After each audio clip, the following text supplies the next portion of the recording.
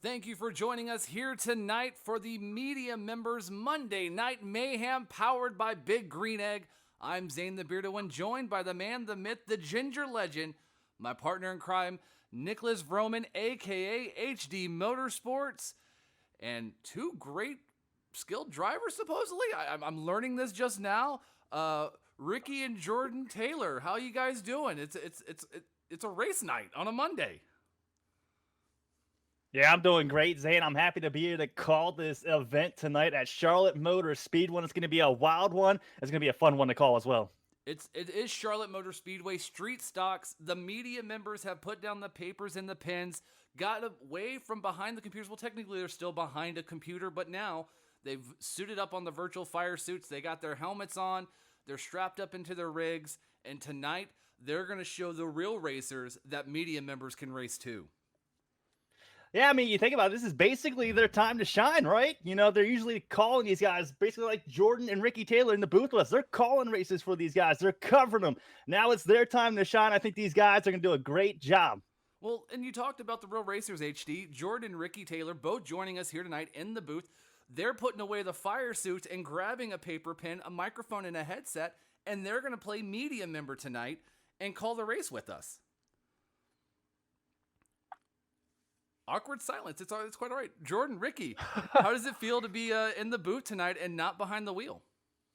Yeah, I'm a little more. I think I'm more nervous about to talk about it than I would be driving for it. But I'm looking forward to it. I did one broadcast before, so I've got one race under my belt. But yeah, the esports stuff is starting to kick off these days with what's going on. So I think the more we can do these, the better we'll get. And yeah, I'm looking forward to a fun night of racing.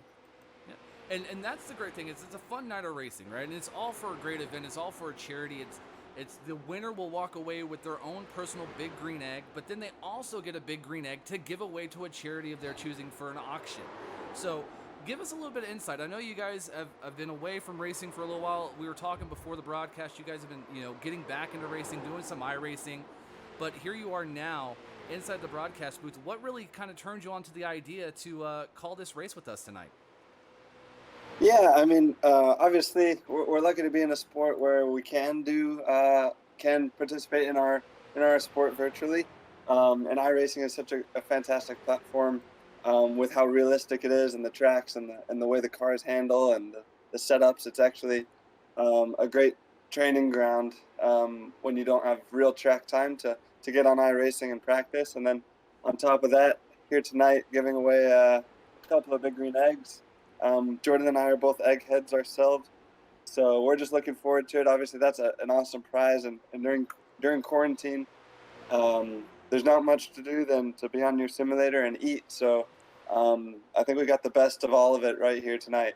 So is that the official title of someone who owns a big green egg as an egghead? Is that y'all's title? Yes, and Not we're a bad honored one. to be eggheads.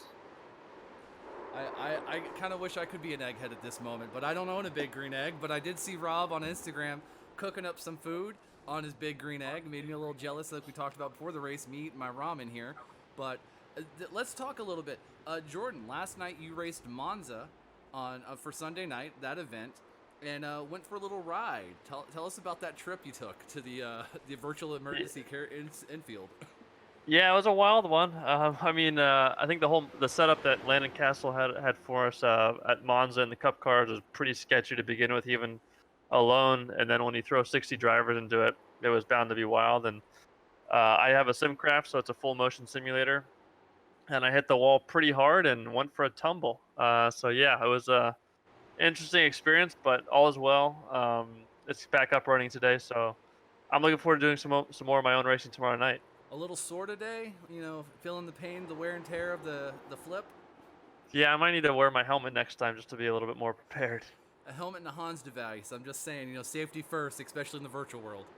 Exactly. Well, HD, it's 60 laps tonight. 50% fuel cell, my man. We just got done calling a race last night. We're back in the booth again tonight, but now we're on the big boy sim of iRacing, where the big boys come to play, and now we're watching media members hit the track. You race iRacing, just like Jordan, Ricky, and myself. Like, go through this a little bit. You've raced this series some yourself in the street stocks. Like, what are you looking forward when these guys hit the track tonight?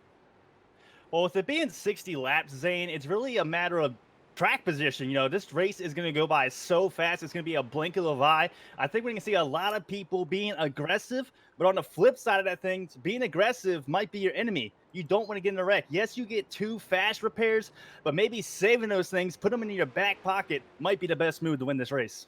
And that was something interesting that we were hearing from some of the guys, that you're going to have that moment of, we're talking to Tony Stevens from Pit Road TV before the broadcast. He was up here in the broadcast booth with us hanging out for a bit, and he talked about it. I think a lot of us are going to wait till the end to use those quick repairs. You'll probably see a lot of guys, the first 15 laps will predict how the race will go, but probably the last 20 laps is where you're going to start seeing guys push the issue and put those cars in places they shouldn't be. Yeah, I mean, again, it comes down to track position and then that strategy as well. I think we're going to see it split up both worlds, and I like to bring in Ricky and Jordan as well. You guys being real-life racers, what would your strategy be in this race, knowing there's 60 laps and you got 2 fast repairs? We're watching practice. There's some mayhem already out on the track. What would you be doing? Yeah, I think for me, just watching practice right now, it does look like mayhem, like you just said. I just saw the 38 turn the 13. They're coming off of 4, but I think, you might want to play it safe for a couple laps. I'm pretty sure there's going to be a couple yellows where you can make it back. The fast repairs are nice. I haven't done enough iRacing, so I'm going to rely on you a bit to really understand the strategy with when to use the fast repairs if you need to. But I think you're right. It's going to be tough to pass. It looks like the bumpers don't line up that well, so bump drafting will be tough. But I think that'll make it fun to watch for us. And it's definitely going to... Oh, go ahead. Go ahead, H. Take it away, my man. No, I was going to say, man, it's definitely going to be a great race, Zane, and glad you got me up in the booth tonight. Yeah, and here's the thing is these guys ran a practice session earlier, a practice race. Seth Edgert really actually got a lot of these guys together, got them on the track, and there was a lot of guys able to use the bumper, line them up, get those shots. And what I was hearing from a lot of the media members was, if you mistime that bumper shot, if you line up wrong, you will send somebody for a ride. So it is going to be interesting because the way these street stocks work, it is a fixed setup tonight. The way these street stocks work at Charlotte, it's almost like a mini Talladega or Daytona. They suck up. They don't suck up as strong as the Cup cars, but there is a draft. They don't have to lift or brake as hard. Going into the corners, you can almost mat it to the floor the entire way around. So we're going to see a little bit of a restricted plate style racing in these street stocks. And it's going to really come down to who's going to be patient, who's going to save their equipment, or, like we talked about just a few moments ago, save those quick repairs to the end. Yeah, and also, getting friends out there on the track. You mentioned this is basically going to be a Talladega/Daytona type of style of racing. You definitely don't want to make any enemies early on. You don't want to hit anybody in the rear corner, get them loose, because they're ultimately not going to work with you at the end of the race when it matters the most. So I think being patient, like you said, like everybody's been saying so far tonight, being patient, working with people, getting through the first 10 laps, find your friends, and that's going to put you in a good position. Yes, and great thing now is we're going to actually talk to the man, the myth, we're going to talk to the guy who created this whole event tonight. Rob, a Big Green Egg, you got a copy. I do, man. What's going on? Hey, you're the king of the ball tonight. You somehow managed to wrangle all these media members together tonight to race here at Charlotte in the street stocks. And how about you just go into a little bit of details of what made you want to put this event together, and what kind of drove you to call up the media guys and go, hey, you guys want to go racing? Well, it's funny. We had some of the guys. Obviously, we race a car in the eNASCAR Coca-Cola iRacing Series with the number 9 with Jim Beaver Motorsports. So we're kind of involved on that side. And we kept noticing on Twitter a lot of the guys talking about, oh, yeah, it's great to see the racers, great to see the racers. What about the media guys? And I was like, you know what? A bunch of guys, were talking about it and said, you know what, this is a good idea. Let's go ahead and do this. So we put it together and put it out there. And I was amazed on how quickly the field filled up. So it's kind of nice to see, and we're glad these guys get to do something while they're at home and doing what's right, and hopefully we get through all this and we get back to racing at the tracks. But in the meantime, this is something really cool. Which iRacing, I've been a member since 2009, and I just recently got rid of my rookie license, but I did it for fun. I just wanted to go out and go around in circles and do the road courses and check out some of the ovals, and that's what I did, and it was pretty neat to do. And so here we are, with all the media guys, giving them an opportunity to get out there and showcase what they got. Wait a minute. you've been racing since 2009, and you Yes. just got out of your rookie license. Yeah, you heard that right. That wasn't a. Yeah, so I've had it forever. I started it, and then I stopped. I actually did a real racing. I did the Mustang Challenge for a little bit. I was doing some stuff in a little bit of Grand Am stuff. I did the making of a race car driver in 30 days with Speed. So I did all this stuff, put the iRacing aside. Then I actually got into go-karting. I did some go-karting, did the Florida Winter Tour a couple times. And then I got back into the iRacing stuff literally 2 years ago. I had something that I got injured on, and I can't go real racing anymore. So this is what I'm able to do now. Hey, and you're putting on a great event tonight. There's 30 drivers or 30 media members all throughout Motorsports coming in tonight.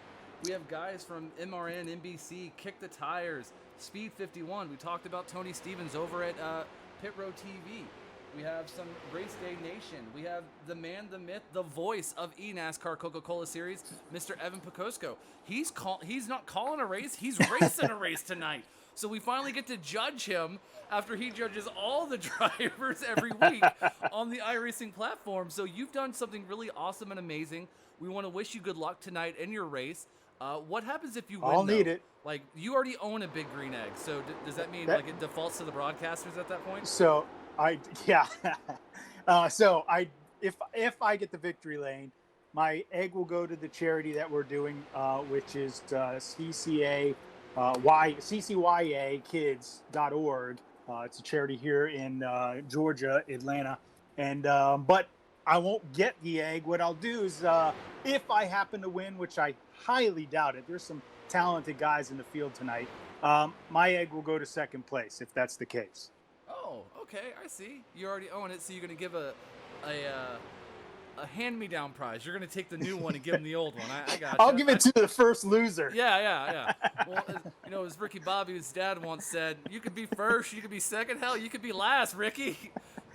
Money is money, but a big green egg is better than money at this moment. Oh, it's funny. You should hear the guys on the in-car chat stuff just going crazy about who's going to invite who over for dinner when they win the egg and who's not going to be there and what they're going to be cooking. It's pretty neat. Hey, Jordan, Ricky, and HD, or Nick, or I call him HD, that's his name to me. We better be invited to this dinner, whoever wins. I'm just saying right now. I agree. All you guys need to be invited. And you got two eggheads up in the booth with you guys now with Ricky and Jordan Taylor. Appreciate you guys coming on board and doing what you're doing for us. Yeah, we're really excited. Obviously, we're big green eggheads, and obviously big race fans. So we're just excited to be here and have something to watch and some entertainment tonight. It's going to be good. And how bad are you going to make fun of these guys? This is your chance to get a little payback tonight. I'm just enjoying practice so far already. We've seen Mark Keeler does not like to lift. He got chopped, and he's not going to lift tonight. So I think we're getting a little glimpse into some of the action. All right. Yeah, and as they're going through practice, Rob, thank you once again. We'll let you get back on the track, practice for a couple more laps. We'll be up here in the booth watching as you guys go to qualify and for the entire 60-lap run. But good luck to you tonight, and you're running the Big Green Egg paint scheme, isn't that right? Yeah, check it out. I think I got the number 29 on there. I'm just getting ready to get back on track now. But appreciate you guys doing what you're doing.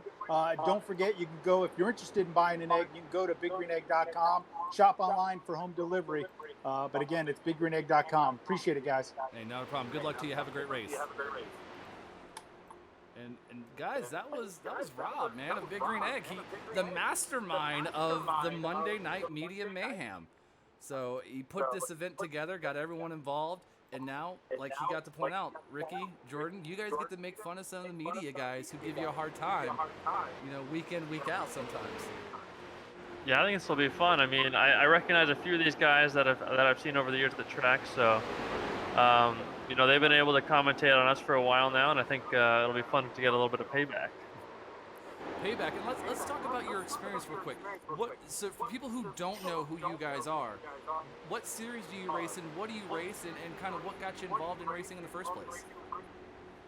We grew up in a racing family. My dad drove for about 30 years, then started a race team in IMSA, Wayne Taylor Racing, and Ricky and I basically went straight into sports cars when we left go-karting. So Ricky is now with Team Penske. I'm with Corvette Racing, and we race in the IMSA WeatherTech Sports Car Championship. Yeah, so we have 10 races a year. We were supposed to do the Sebring 12-hour last month, but with everything that's going on, that got canceled, and so did our race last week in Long Beach. So just like everyone else, we're hoping everything gets cleared up sooner than later, and we can go back to racing in real life as well. And really, HD, take it away for a moment. If you got some questions for these guys, please feel free to ask them, because I don't want to take over the show. We're partners in crime here. It's your show as well. Yeah, man. So who is your guys' favorite in winning tonight? I mean, you guys know these guys. You named a couple guys so far tonight out here on the track. Who is your favorite to win this race, you think? I mean, it's hard to bet it. I mean, there's so many good drivers. I went through a couple of the drivers in the entry list on their iRating levels, and man, there's some really good drivers out there. And one name that jumped to the top of my list was Dylan Welch. Obviously, some real world oval experience, and was fast in the first practice session. So I've kind of been watching him a little bit. That's definitely. Yeah, I was definitely going to say that's a good pick. He's running pretty fast right now. Looking at these practice times, he's definitely in the top 10 as far as times go. So that Dylan Welch guy is going to be a strong car tonight in his 69. Yeah, I've been watching William Slepsky. I think he's actually racing under his dad's name. I think it's actually Alex Slepsky. We did some go-kart racing with him down in Florida. We do a 24-hour go-kart race every year, and he's always there. I think he's running he's running 5th right now. So he's in the top 5 as well. I think it's interesting to see how close the times are. I wonder how much, if this is just big pack running and single. I wonder what the single lap lap times will be for qualifying to set the grid. Yeah, out here, Varney, guys, in a pack, the draft is definitely going to be a huge factor tonight. That's where the Talladega Daytona aspect comes into this Charlotte Motor Speedway race tonight here in the street stock cars. And I think when we get to the qualifying, I think that's where we're really going to see who is the fast guy out here, who is the guy to beat. And here's something I really want to know is we're coming up to about a minute left in practice for these guys, so they're getting the last bit of practice in before we head to qualify. But Ricky, Jordan, you guys put yourself in these driver seats. HD, you as well. Where do you want to be in this race? Do you want to be in the front, in the middle of the eye of the storm, or do you want to ride out in the back for the first couple stints of this race? Me as basically as a sim racer, you know me well, Zane, that I'm a very patient driver.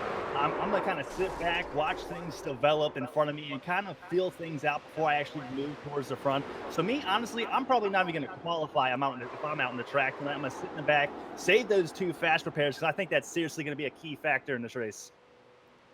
Yeah, if it was me, I mean, yeah, if you're out front, top 3, I'd be pretty comfortable, or else I'd want to be way off the back of the pack. I think anywhere in the middle or tail end, you're just asking for trouble if someone gets bumped and turned around.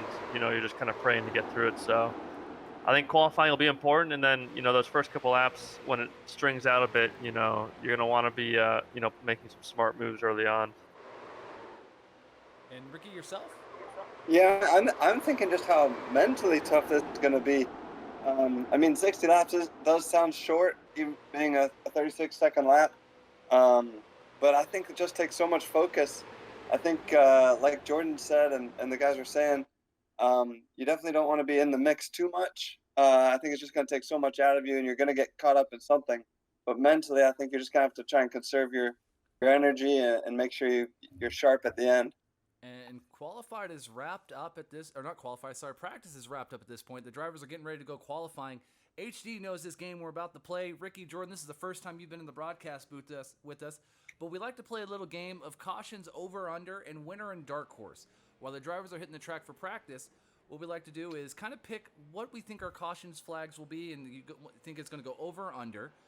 And then who do you think will win the race, and who's your dark horse to win the race? Because everyone's got that dark horse driver they think has a chance to win it. HD, since you've done it before, I'll let you go first. So I think the cautions for the race, I think we're going to sit around 8 cautions under 8 cautions. I think these guys are more than capable of getting this thing green, getting it going. I think the rush part of the stretch is going to be the beginning, but once they get spread out, I think they're good to go to the end. Now, the guy who I think is going to win the race is going to be Robert Hill Jr. in the number 38 car. And for my dark horse pick, I'm going to go with the number 70, Toby Christie. Oh, wow. All right. Ricky, how about you? Yeah, I unfortunately I think we're going to be over 8 cautions tonight.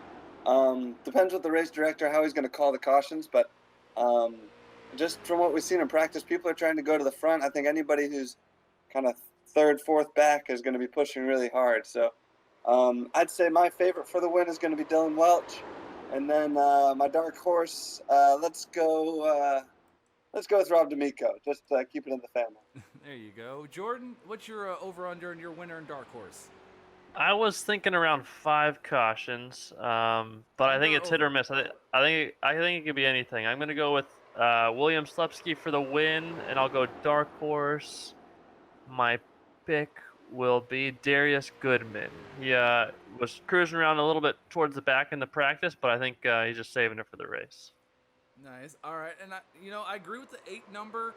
So I agree with what you're saying, guys, about how the race director is going to call the cautions tonight. I'm actually going to go with 6 under. I'm gonna play it safe. I'm gonna say 6 under. In the 60 laps I saw, 1 every 10 laps is a safe bet to go with, especially if we get that many.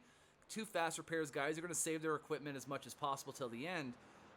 But my winner for the night, I'm actually going to hustle here because I'm looking at the little driver chart we have with listing of licenses and all the rankings. My winner pick is going to be Dylan Welch. He's an A-class driver. He's racing. He's representing MRN and NBC. You see him on television. And the charity that he's racing for tonight is, let me take a look. Oh, I don't have that, unfortunately. I don't have that on the list. My dark horse, actually I do. It's House of Paul's Animal Rescue of Charlotte. All right. And then my dark horse, I'm going to have to give it back to my broadcaster love. I'm going to have to give it to Evan. Evan's my dark horse for the night. The mouth of the eNASCAR Coca-Cola series for iRacing. He's got to pull out a win. He talks a lot of trash about the guys. All kidding, of course. He calls those races left and right, gives those guys the little bit of rubbing when they need him verbally. But I think tonight he's going to show those guys that he's more than just a voice. He can actually wield these street stocks. Yeah, it's definitely a good pick right from you, Zane, right there. As qualifying is starting to wrap up. We got under a minute and a half to go. And Zane, looking at these qualifying times, they are so close. We're talking about less than 0.2 of a second separating from first place all the way back to 26th place on the grid order as they are running right now. Yeah, and it's really looking close. We're going to have to wait to see what happens with qualify, if anyone can close up those gaps right now. But you guys have the best bird's eye view as I'm working multitask, 6 different hats.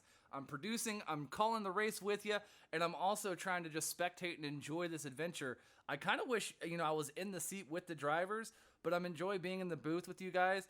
I'm just wishing HD would share some of those hot dogs he's cooking on that big green egg over there.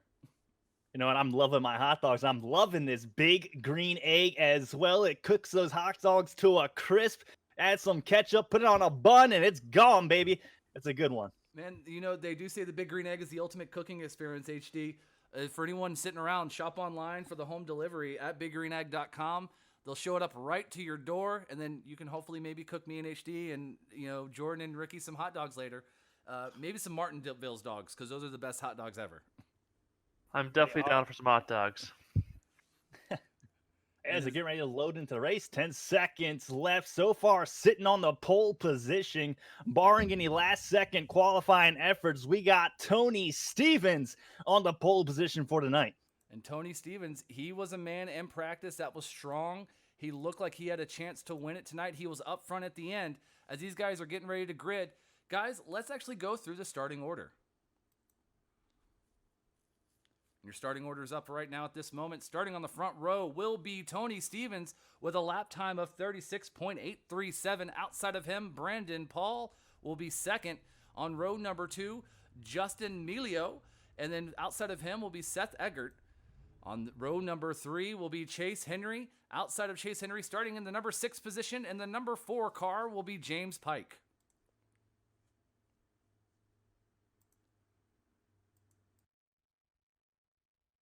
Yeah, and starting in P7, we got Jason M. Galvin in road number 4 on the outside of him. We got Kyler Hope gridding in at P8. Coming in at road number 8, we got Ford Martin coming in at P9 and Kyle Saza coming in at P10 on the outside.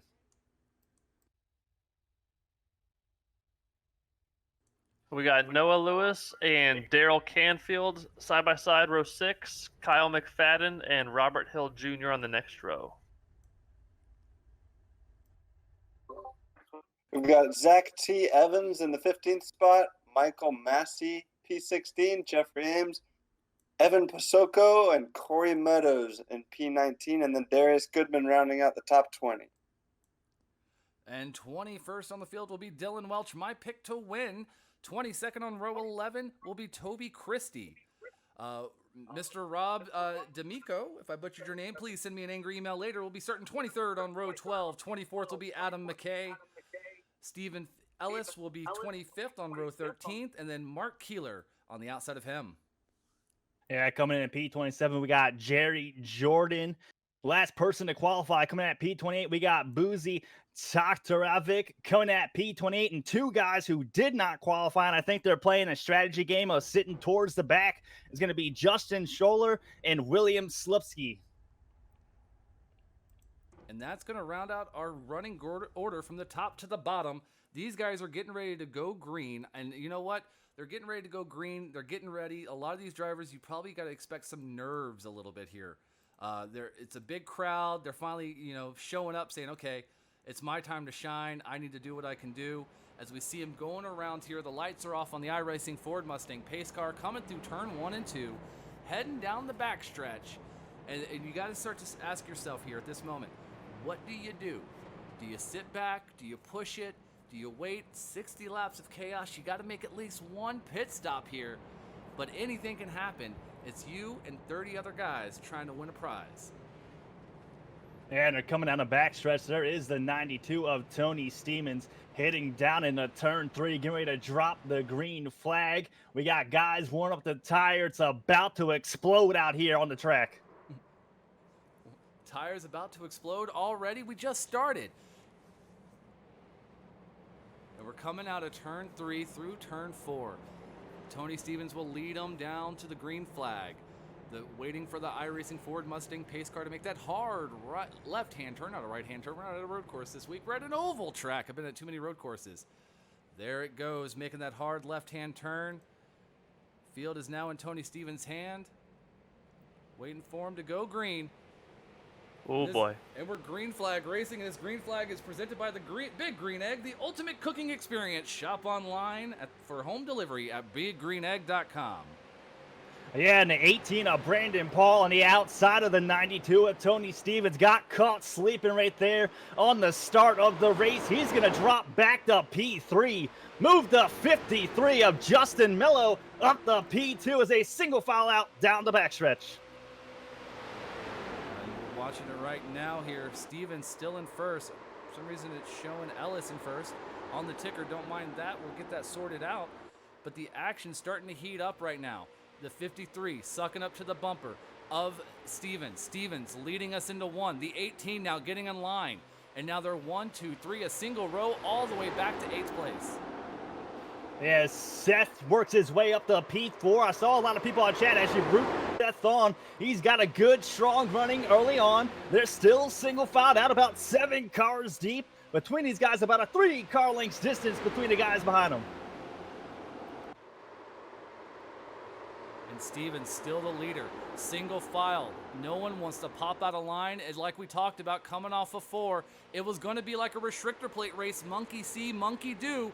And right now, that's what we're watching. The 92, the 53, the 18, all in line. And we're finally starting to see back in 5th or 6th place a car sneaking out a little bit to make it 2x2.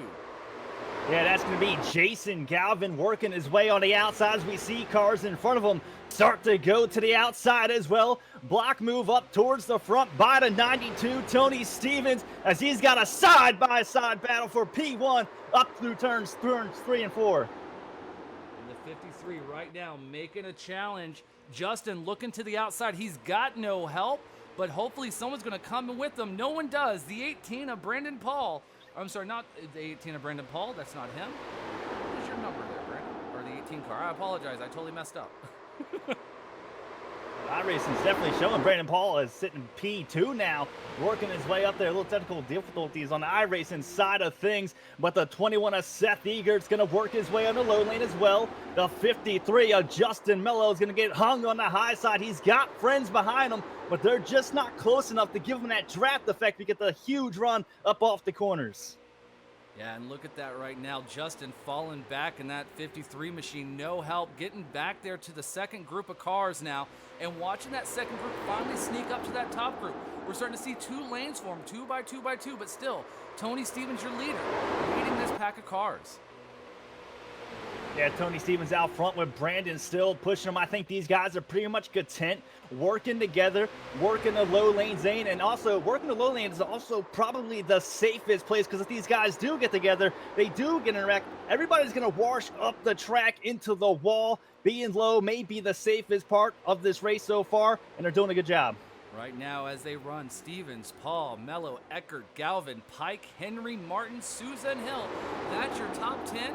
But look at that outside line, HD. It's starting to form up. They're starting to make a push to these leaders. But can they keep the momentum to run down Tony Stevens in that 92 street stock? Yeah, they've got more help on the high side as well. Looks like behind these guys is a 38 car of Robert Hill. My pick to win his race, working his way in the top 10 as a caution is out on the track. First time tonight. Caution is out on the track the first time tonight, and that could mean a long night of racing. It just depends on what happens here. It's early in the run, a little nerves getting shook out.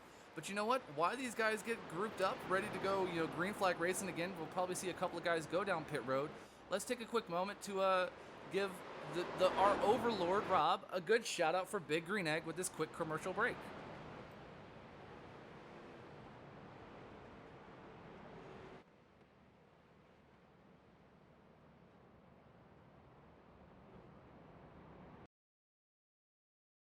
There's fire celebration, techniques, meal card, find of the day. Here in Big Green Egg Country, you can grill it, roast it, smoke it, or bake it with the most versatile grill you'll ever own. Easy to light, simple to use, lifetime warranty. The ultimate cooking experience. Shop online for home delivery at biggreenegg.com. And the Big Green Egg bringing the action to you tonight. The media Monday Night Mayhem. And we already have our first caution on the track. Not even 6 laps in, HD. Honestly, it was a pretty good run by these guys, especially the guys in the front pack. They were working together extremely well. They were able to break away from the second pack. They grew over a 10 car length lead. So the guys up front are definitely playing nice. Definitely playing nice. And Jordan, Ricky, you guys are watching the action here. What are you guys seeing on the track so far? What's kind of catching your eye as drivers? Yeah, I think I was impressed with how calm and collected they were for those first few laps. I think right before that caution came out, I saw Seth Eggert, started to put his bumper to everyone, starting to bump draft a little bit more. So I think, they started off a little bit cautious, but I think as the race evolves, we'll see a lot more bumping and banging and guys, trying to get to the front of the pack. And Yeah, like Jordan said, I was surprised as well with the patience of everybody and kind of the persistence of Justin Melillo on the high side there. And then everybody kind of working with him and really giving Tony Stevens a run for his money up at the front, kind of running that defensive low line. It'll be interesting as the race goes on, the people that are kind of from 5th place back that don't really have a shot at the win right now, how aggressive they're going to be as we get into the middle of the race to kind of put themselves in a position to win when we get to about 10, 15 laps to go. Yeah, and I kind of called it in pre-race a little bit. I said, one caution every 10 laps. We could be safe for the night with my over-under pick. We hit about lap 7, lap 6 there when that caution came out. So still within that 10-lap window. Now I'm just hoping these guys make it to lap 16, lap 20 before the next caution comes out. But what I want to do real quick is give a shout out to chat. Everyone hanging out here tonight. Let's take a look, see who's watching the stream. We have Harvick 2017, or NASCAR 2017 Harvick. Miss Hannah Newhouse. Miss Hannah, how you doing? Thanks for stopping by. I know that you're biased to who you think will win tonight. It's all right. We already know. But thanks for coming out.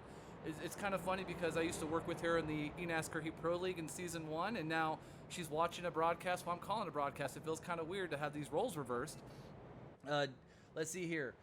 Doyle 2 Delta is hanging out in the chat. What I want to know, chat, is who do you think will win tonight? Who do you have your money on or your big green egg on to walk away the winner tonight? And something interesting that we're seeing here is I'm not really seeing guys come down pit road. I thought we would have seen a little bit of people come down in the front pack, come get those fresh tires. I think fresh tires are going to be a huge thing here. Yeah, they only went 7 laps, but as a driver, and Jordan and Ricky, you can probably chime in this on, as well as our fresh tires and how huge of a factor they could play in a race. Yeah, and I think we saw with, how well Tony Stevens was able to defend the lead just on the inside line. I think you'll need tires, once you want to go to the high side and make some moves, bump drafting, help with the traction on the track. So I think late in the race, it'll be interesting to see who takes tires now and if those guys are able to drive through the pack or if tires aren't worth it. So I think it'll be interesting to see if some guys take it now and, what it's worth. And then also just kind of to gamble on whether they think it is going to be a lot of yellows or how much fuel they can save under these yellows to see maybe some of those guys in the back of the race can pull some sort of strategy to work their way up to the front. And as the lights go off on the iRacing Ford Mustang pace car, the drivers get 2 by 2 by 2, ready to go green flag racing once again here at Charlotte. But here's something interesting, guys. I talked to some of these drivers after that practice session that they had earlier today with Seth. And a lot of them said that you can make it a pretty long stint of this race without worrying about tires or fuel. About that 35 to 40 lap mark is really when they start to get concerned about fuel mileage and tire wear. So we're seeing a lot of these guys up front are just saving their equipment and knowing they don't have to worry quite yet. The caution is helping out with that fuel mileage. Just clutch it, let it roll, shut it off, and then get ready to go green flag racing again. But a lot of these guys have figured out a little bit of a strategy. And look at this line of cars all the way back. Everyone hungry for a win, but they still have to get around the 92 of Stevens. Tony Stevens in that Pit Road TV street stock has shown he's figured something out here tonight. And he's getting a little rubber with Paul there. What is he doing? As they come through turns 3 and 4, this green flag is presented by Big Green Egg. Shop online for home delivery at biggreenegg.com. Zane, they're filing out of turn 4. The pace car is off. The pace car is off. The field is back in Tony Stevens' hand. And green flag is in the air. We're racing once again at Charlotte. Yeah, and the 18 of Brandon Paul yet again sleeping on the restart here at Charlotte Motor Speedway. The 53 of Justin Mello able to get into the gas. He moves his way up to P2. Yeah, and that's something interesting. That's where you're the leader. You get to dictate in that restart zone where you want to go. And Tony caught Paul sleeping. Brandon Paul had no idea when he was going. That opened the door for Justin in the 53 and now moved Justin to second, Brandon Paul to third. But look at this. Everyone is single filed out all the way back. No one wants to get out of line as they're just trying to get up to speed and stay with Tony in that 92. Yeah, the 21 of Seth being a little bit aggressive coming through turns 3 and 4 as the 42 of Jason Galvin still trying to work that high line. He's got no friends at the moment. That is a place you do not want to be as the 21 of Seth gets up under him coming through turns 1 and 2 down the backstretch. And Jason Galvin in that 42 all alone, but Justin peeks out in that 53. He's going to give him a little bit of draft. Can Justin make the pass on Tony Stevens? They're side by side, 2 by 2, 2 rows deep as they go into 3. As they come through turns 3 and 4 to 92 of Tony Stevens with a good run up off of turn 4 with the 18 of Brandon giving him a push to the start finish. That time by the 92 still your race leader. And Tony Stevens now doing a rear view mirror driving right now as Justin is trying to make a push. Brandon in that 18 trying to make a push on him too. But look at Tony Stevens, got a little wiggle coming off of 2. Oh, they touch. Brandon's to the inside retaining wall. They're still going straight. Green flag, no caution. Yeah, that was a great save by the 18 of Brandon himself. They got on the inside of the 92 of Tony Stevens. I do not think he knew it was there. Came down bit, hit his quarter panel, shot up to the inside wall. Good recovery from him, though. The heat is still heating up towards the front of the pack. We're back up front. We're watching Brandon Paul to see how he recovered. He got swallowed whole by the pack. But Tony Stevens now, the eye of the storm is starting to circle around him. In the middle of a tornado of street stocks, hungry media drivers looking for a big green egg to take home. Lap 14 being written, only about, I would say, 40-something laps left in this race. But they're 3 wide, HD, coming off of turn 3. Yeah, they're 3 wide coming through turns 3 and 4. The 0-7 of Ford Martin with a huge run there on the bottom line. He's going to force the 38 of Robert Hill Jr. in the middle line. The 53 gets shoved to the outside, and he's losing ground as they're back 2 by 2 by 2 as far as the eye can see. Bobbing and weaving like an Evander Holyfield, Mike Tyson fight. These drivers aren't giving an inch, and they're pushing the cars for everything they're worth. But still, everyone's trying to run down Tony Stevens in that 92 machine. Right now as they run, Stevens, Galvin in the 42 on his outside. Hill, Eggert behind them.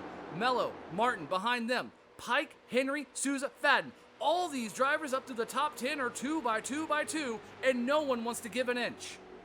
Yeah, this time on the outside of the 92 is going to be the 42 of Jason Galvin. The 38 of Robert Hill is giving him a bumper pull coming through turns 1 and 2 down the backstretch. Side draft down here. Here comes the 21 who's been peaking low down the backstretch every time. There is no yellow line here at Charlotte Motor Speedway. It is fair game all the way down to the apron. His caution is out for the second time tonight. Caution is out, lap 16 here at Charlotte.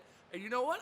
I'm getting good at this game, HD. It's our first time me and you calling an iRacing race together like this. You're usually the man on the laps, but I'm hitting the caution marks because that's our second caution as they hit the line for lap 17 right now. And the action was heating up there. It was definitely heating up, man. And you hit on it, man. My first race calling on here on iRacing. I'm having a whale of a time. But so far, the 92 of Tony Stevens has showed he's got a car to win tonight. He's been able to hold those guys off on the high side every single time. Yeah, HG, you're absolutely right. A whale of a time for you. And the guys have been putting on a show. No one wants to go single file now. Everyone wants to go 2 wide. It's been Tony Stevens on the inside, Galvin in that 42 on the outside, and then everyone else stacking up behind him, getting in a row. But here's something you want to look at right now. Tony Stevens in that 92 Pit Road TV street stock as he brings the field down pit road with him. Now it looks like all the leaders going to come down, get 4 tires and fuel. Here's the question, though. How long is he going to be able to maintain bobbing and weaving, and before someone decides to finally take him around for a ride? It's going to happen. I mean, we call it, Talladega, Daytona type of style racing. Well, what do we see when we go to Talladega or Daytona? The guy who is usually balking usually ends up getting spun around, so it's a matter of time, but he's doing a great job so far tonight. I got my eyes, though, on that 21 of Seth. He's really showing the aggression level out there, but he's kind of maintaining a bit. He hasn't gotten anybody just yet. He's doing a great job. And Tony Stevens on pit road now. We're watching his pit stop. And it's a long stop for him right now, already at 20 seconds. How much longer is it going to take? Does he have a little bit of damage from a little bit of bump and rubs going out there on the track? Yeah, let's bring in Ricky and Jordan Taylor as well as we go through this pit stop cycle. Now, you guys are real-life racers. What's more nerve-wracking, a pit stop or actually racing out there on the track? Well, for us, we don't have much to do on the pit stops, but that is an opportunity for things to go wrong. So, like in real life, it's very easy in iRacing. Then you have to pop it in reverse, pull back into your stall, and then they can begin the service. But something I saw interesting there is a couple guys opted to stay out. A little pack led by Daryl Canfield, and Jordan's dark horse, Alex Slepsky, also in there. So I think this restart could get interesting with a pack of cars in front on old tires. Yeah, that's something interesting because we're looking at it right now. Daryl Canfield in the 17. Slepsky stayed out as well. Goodman stayed out. Justin Schuler stayed out. Adam McKay stayed out. So these guys actually stayed out on these old tires, but there is that possibility that they pitted under that first pit stop, so they only had 6 laps or so on those old tires, maybe 10 at max. Yeah, I think it'll be interesting to see now with like Robert Hill Jr., Tony Stevens, sort of mid-pack, see if they'll be able to drive through the field. They were so dominant out front, but it'll be interesting to see if, they'll at least be able to make some moves. that could be the situation. These guys are right now showing the moves early as Daryl's going to lead us to green here. He's up front in that 17 speed 51 street stock machine. And I got to say right now, these media guys have some great looking paint schemes on the track tonight, HD. I got to give some credit to the artist out here. A lot of the times the artists don't get the credits for the beautiful work they do on these cars. But in chat, give a thumbs up, give a round of applause to the guys who put some of these paint schemes together for this event tonight, because they are looking primo. I mean, they could definitely paint way better than I can. I'm lucky if I can color inside of the lines in a coloring book, let alone make a paint scheme here on iRacing. I'm really digging this number 17 Daryl Canfield's car, speed 51, representing in the field tonight as he's leading. But going back to those pit stop cycles that just happened, 92 with Tony Stevens actually lost 2 spots on pit road. The 42 of Jason Galvin and Robert Hill jumped them, so they get +2 on pit road, -2 for Tony Stevens. And so here's something interesting about, like, this is just a personal conversation about myself right now as we're under caution. Pit stops are the most nerve-wracking moment of the race for me. I don't know what it is, but I get more stressed out going down pit road than being 3-4 wide at Talladega at full speed in a cup car. But if I have to take it off, even under caution, if I have to take the car off the track and slowly cruise into my pit stop, I feel like I'm trying to parallel park in a horrible traffic situation. I mean, I'm lucky if I can parallel park, let alone like you just said. But yeah, I'm a little bit nervous coming down pit road as well. I think that's what my biggest downfall has been since joining iRacing, as the lights are off on the iRacing pace cars. They come down the backstretch. Yeah, the lights are off on the iRacing Ford Mustang pace car, and we're about to go green flag racing once again. Canfield, Slepsky gonna lead them back to the line. But what we've seen, the leader has been able to catch that driver on the outside sleeping. That's the perks of being the leader. Can he catch Slepsky sleeping in that 8 machine? Canfield's going to have some help, though, with Goodman behind him in that 12 machine. So it's one of these questions of, is Slepsky going to be on the gas, ready to go? Is he going to be able to time this restart? Or is Canfield going to be able to walk away for a few bits? Because what we're seeing is that draft is keeping the cars close together. No one's able to really stretch out that lead as the iRacing Ford Mustang pace car makes a hard left-hand turn. And we're green flag racing once again, because this green flag is brought to you by the Big Green Egg, the ultimate cooking experience. Shop online, folks. For your home deliveries, go to biggreenegg.com. Yeah, and the 17 of Daryl Canfield got a good start. He's got about a 3-car length lead as they come up off of turn 2. Now they're battling it out side by side for P2. There's the 8 of William Slepsky dropping back to P3 as the 12 of Darius Goodman is on the inside. Yeah, look at that right now. Slepsky's got no help on the outside, stuck in no man's land, falling back like a rock in the Lakahatchee. Canfield, Goodman, McKay, Schuler, all walking away right now, and Slepsky's looking for a hole to get into. But take a look, that 42 graphics machine of Galvin. He pitted under that last pit stop. He's now back into the top 5 in the tail end. Oh, the leader's wreck! Canfield! That's a big one. That is a big one. Yeah, the 17 of Daryl Canfield. I think I just saw someone take flight to the moon. Hopefully he returns safely back to planet Earth. But yeah, the 17 of Daryl Canfield got hooked coming into turn 1 by the 12 of Darius Goodman. And that's all she wrote. Yep, and let's take a look at that replay if we can here.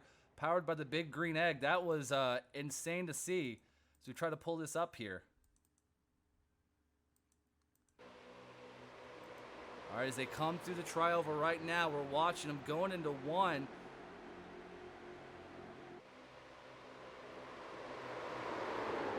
And the 12 car just gets to his outside, gives him a wiggle, and Canfield just slides up the track in the 17 and just collects the 12 and the 17, causing that big one.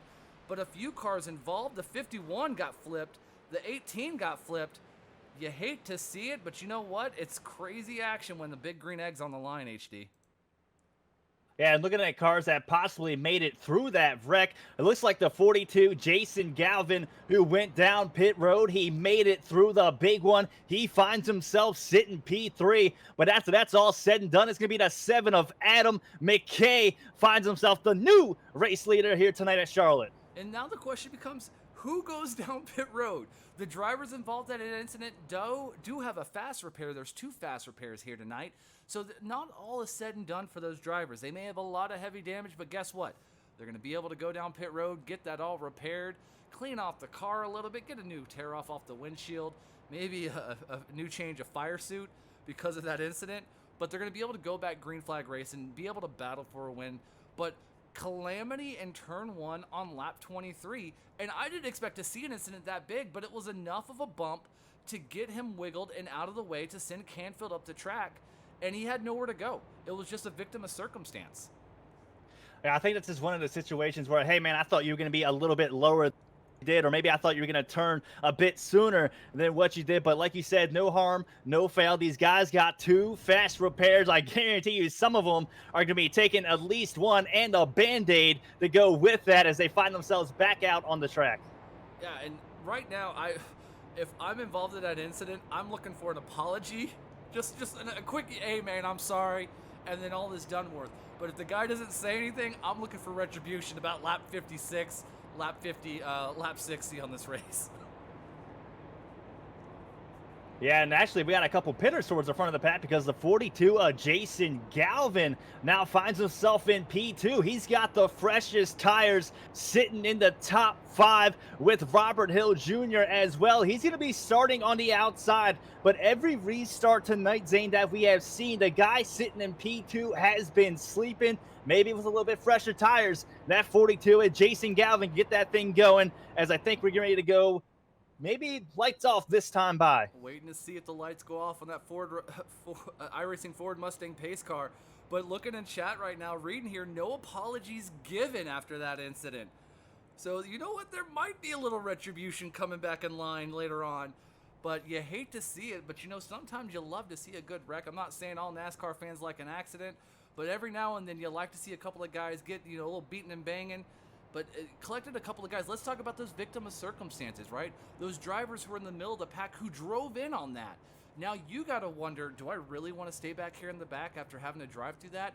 Or do I want to try to push my way up to the front and get to the front of this lead instead of having to deal with it? But also what we just saw, being up front is no man's land for some guys because you can get the wrong shot, the bumpers don't line up, and get a wiggle in the rear end. A little booty loose is what we call it on the streets to send you right up the track into somebody else. It's definitely a catch-21, right? If you sit towards the back, it looks like the lights actually came back on the iRacing pace cars that are coming down the backstretch. They're going to go at least one more time around. Yeah, it looks like they're going to try to get everyone stacked up and lined up together. Right now on lap 25 of 60. In HD, Ricky, Jordan, the laps are winding down.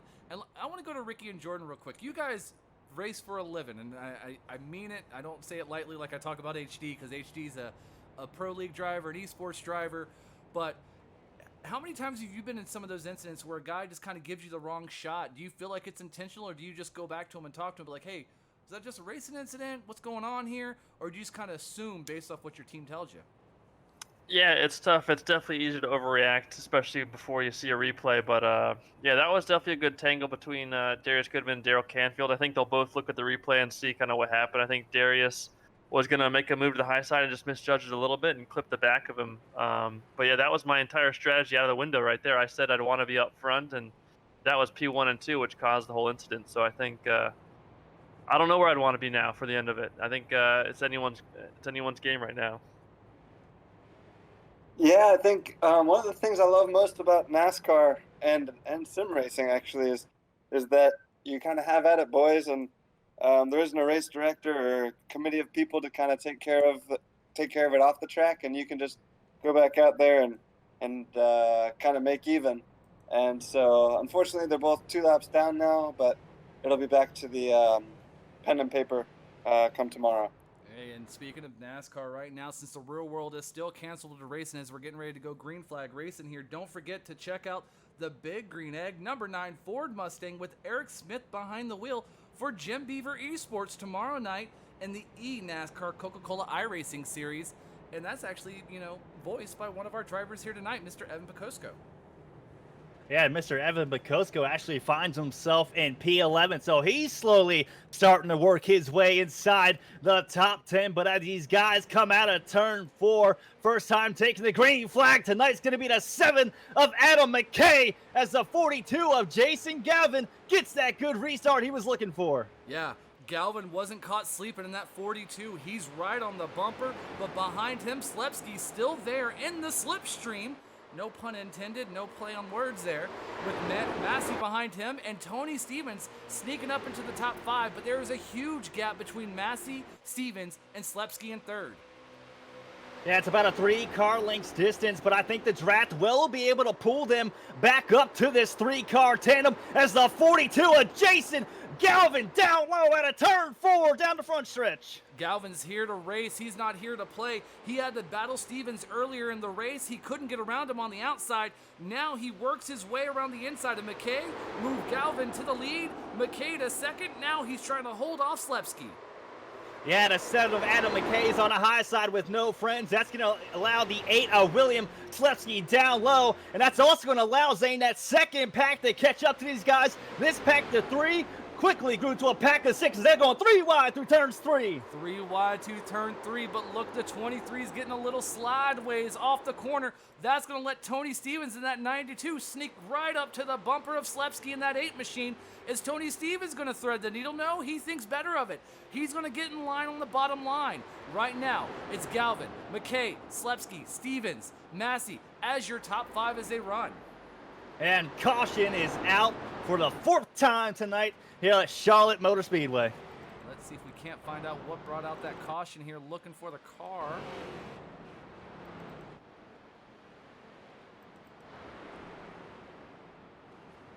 It was interesting there. Obviously, McKay didn't pit on that last yellow, and he was kind of the first one on that strategy. Looked like maybe that was his tires coming into play where he couldn't keep the car quite down on the bottom there, and Jason Galvin slipped underneath. But I think now if you're back in the pack, for sure take this yellow, hopefully make it to the end on fuel. You should be able to make it to the end on fuel at this point. Really, you're lap 30 of 60 at the halfway mark at this point. So if it virtually rained at the track and it was called off, you would win it. But there is no rain right now here at the oval track. It's a beautiful sunny day. Let's actually take a look at the weather because we can do that here in iRacing. It's a beautiful sunny day, 2-mile-per-hour winds coming out of the north. The track temp is about 104 degrees, so it's a little hot out there. Air temperature is about 78 degrees. Gosh, I feel like a weatherman right now, HD.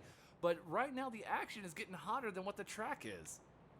Zane, you're telling the truth, man. If you're a weatherman, you'd be off by like 10 degrees. That's exactly what the temperature is out on the track here tonight at Charlotte Motor Speedway. And let's talk a little bit of strategy right now. Looks like we're going to see the 42 of Jason Galvin stay out. The 92 of Tony Stevens staying out as well. Something we really didn't hit on much, but these guys have a 50% fuel cell. So if they come down pit road right now, get their fuel, they will be good to make it to the end. So if I'm out on the track racing, I'm coming down, I'm getting 4 tires, I'm getting as much fuel packed in the car as I can, and I'm coming out. And I don't think I'm pitting the rest of this race the way it's starting to shape up here in the middle of it.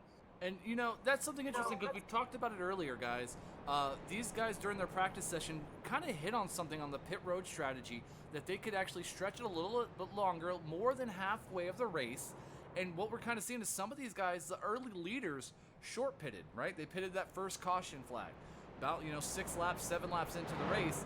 It might have been too early for some of them. Some of them might have figured something out, gambling on the caution flags to fall to give them that opportunity to make it, as Galvin and Stevens here under caution kind of battling it out under the yellow flag.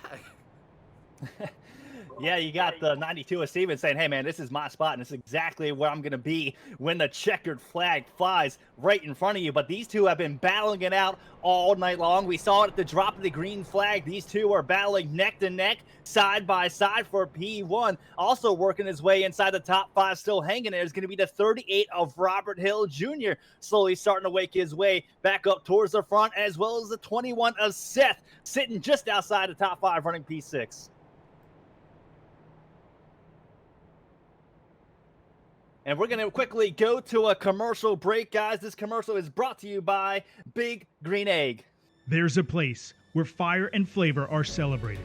where grilling traditions and new techniques are perfected, where grilling the perfect meal in your own backyard is a satisfying reward at the end of the day. Here in Big Green Egg Country, you can grill it, roast it, smoke it, or bake it with the most versatile grill you'll ever own. Easy to light, simple to use, lifetime warranty.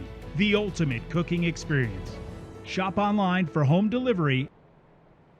All right, everybody, and welcome back to the race at Charlotte Motor Speedway. Again, we'd like to throw a shout out to the big green egg as the heat is still warming up in the grill here out on a track tonight.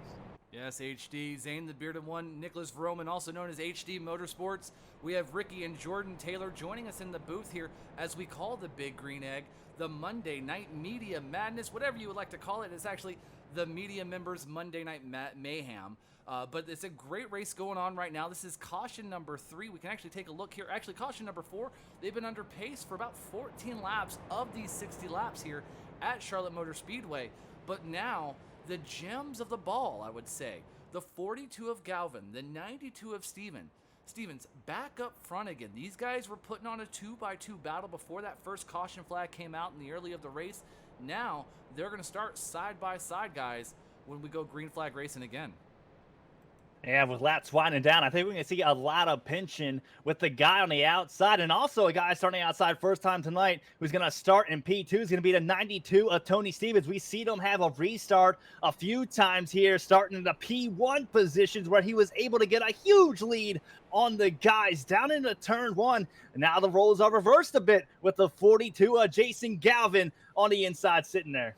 Now, let me kick over to Jordan and Ricky here real quick. Where would you rather be, on the outside or inside? I know you guys probably don't deal with a lot of restarts like they do in the oval racing, but if you had to go through a restart like this, do you want to be on that inside, that outside, especially at an oval like Charlotte? I mean, from what we've seen so far, it seems like the inside line's pretty dominant on the restarts. You dictate when you launch, and the outside guys had a tough time filing, and we saw that with Slepsky on the 2 restarts ago. He dropped all the way back to, I think, 6th or 7th because no one would let him in. So if it was me, I'd definitely want the inside at this point. Seems like you can control it, and then if you're on the outside, you're really going to have to hope for a lot of guys to help push you to the front. Gotcha. Go ahead. Yeah, I'm with Jordan. I think, although it doesn't look like anybody's safe right now as far as from an accident, as we saw in the last yellow, but you get to control yourself a little bit better, and I think if I was anybody else in the race, I wouldn't give Tony Stevens the inside again. And that's a great comment. Don't give Tony Stevens that inside line. We've seen him up front, and he will move that car, use that bumper, make it as wide as possible. As the lights are off on the iRacing Ford Mustang pace car, makes that hard left-hand turn. Jason Galvin going to lead us back to green, and the green flag is out here at Charlotte Motor Speedway and is presented by the Big Green Egg, the ultimate cooking experience. Man, HD, shop online. Go to their website, thebiggreenegg.com, to have one delivered to you as a single file out going into turn 1, my friend. Yeah, the 92 of Tony Stevens was able to get a good restart. He's right on the bumper of the 42 of Jason Galvin as they come down a backstretch. Now working his way up the P3, though, is going to be my pick to win this. Robert Hill Jr. looking to the outside. Yeah, Robert Hill Jr. looking to the outside. Stevens, though, once again making that bumper wide, trying to slow that momentum down for Hill Jr. Can't quite make the run. He's going to fall back in line in the 3rd place. Yeah, I think you saw the 27 of Michael Massey not really willing to go with him. He didn't want to get caught on the outside by himself and drop to the P5. That's a good piece of driving by the 38 of Robert Hill Jr. as we got a 5-car breakaway at the front of the pack. Yeah, 5-car breakaway, almost looking like an old Daytona Talladega race right now. Everyone knows the tell in this top 5. Galvin, Stevens, Hill, Massey, Eckert. Behind them, McFadden, Martin, Ellis, Henry, and Dylan Welch finally rounding out the top 10. Yeah, and a 92 of Tony Stevens got wicked loose there in the middle of turns 3 and 4. He washed up the track at a turn 4. That's going to allow the 38 of Robert Hill to be able to move up the P2. And Stevens closes the door right there on Massey, back there in 4th. Moves Stevens to 3rd, Hill to 2nd. The 38 of Robert Hill Jr. now has his sights set on the 42 of Galvin. Yeah, he's all over the bumper as they come down the backstretch. He is pushing them down the backstretch into turn 3 as they are all single fouled out just outside the top 10. And And look at Stevens falling back a little bit. Hill Jr. using a little tandem draft right now on Galvin, trying to create that separation between the 92 and the 38. Yeah, they got about a car length separation, but the 38 of Robert Hill looking to the outside. Down the front stretch, he didn't have the run he quite thought he might have had. He follows right behind the 42. He may take it here, though, at a turn 2. Still single file, nose to tail, all the way back to 12th place. A giant line of cars. No one's sneaking out of line yet. Everyone stand right on each other's bumper as we come down the backstretch. It's Galvin, it's Hill, it's Stevens. Now creating that separation on Massey, who's back there in 4th. Yeah, they're still all kind of running the low line, but Zane, laps are starting to wind down here at Charlotte. We're on lap 38 as they are running only 22 to go as they go down to turn 1. Lap 38 being written right now of 60. And look at this battle for the lead. 3-car breakaway. Massey back there in 4th with Eggert and Martin behind him trying to sneak up. Oh, Tony Stevens leaning on the 38 of Hill. Getting him a little cockeyed, crooked. Can't quite hold it straight. Stevens is going to whoa up, lose that momentum. That's going to open the door for Massey. Is he going to close it? He closes it like a thunderstorm on a Saturday night. Well, I'll tell you what, he barely got the rear bumper in front of the 27 as a caution is out. Caution is out. That's caution number 5, guys. We're getting close right now as the iRacing Ford Mustang comes back on with the lights. Woo! Every time these guys start to get intense, a caution hits the track. Man, I don't know what to say. If I go over, I'm going to be really mad because I thought I was doing good on my count. Yeah, and really, we're starting to get to the point of the race where it's not so much saving your car. Once we go back green, there's going to be under 20 to go. So I think we're going to start seeing people be a little bit more aggressive. They're trying to get that track position to put themselves in the right position when that checker flag flies. Yeah, and right now, let's kick it back over to Jordan Ricky. Right now, guys, you're over the halfway mark. You're coming up to 20 to go. Is this when you start pushing the car, trying to battle your way through traffic to get up front? Let's start with you, Jordan. Yeah, I was actually going through the pack there while you guys were, watching the front battle. What I was liking was actually what Rob D'Amico was doing. He was P3, P12, and he was, he had a gap to the front pack and a gap to the rear pack, so he was in a safe spot. I still think for the next 10, 12 laps, you want to take it easy. I still think there's going to be some rough, bumping and banging at the last 10 laps. So I think you want to survive till that final 10 and then, start making your moves and get that track position. And Ricky, how about you? Yeah, I was actually going to ask HD. We saw that group of cars come to pit road on the last yellow, fuel-wise to make it to the end. But how would you prioritize the tires in this series? It looked like Jason Galvin kind of dummied pitting in there to maybe snooker some guys into going in the pits. But would tires at this point be a big advantage to those guys who took them a little earlier to come through the field, or would you still favor track position? I think with the way the race is going at this very moment, if I'm out on the track, I'm definitely going to favor track position a little bit more than the tires. Yeah, you can get the tires, but if you're going to drop only back to about P15, P20, I just don't think the tire difference is going to be able to make it up and get towards the front of the pack. So me, I'm staying on the track, and that's exactly what we saw the 42 of Jason Galvin do. Yeah, it's pretty interesting. Back at the last minute, kind of like he's doing here. But yeah, it's just it'll be interesting to see those cars in the back. See if once we do get later in the stint, if these guys start sliding around there, like we saw a couple guys happening in that previous stint.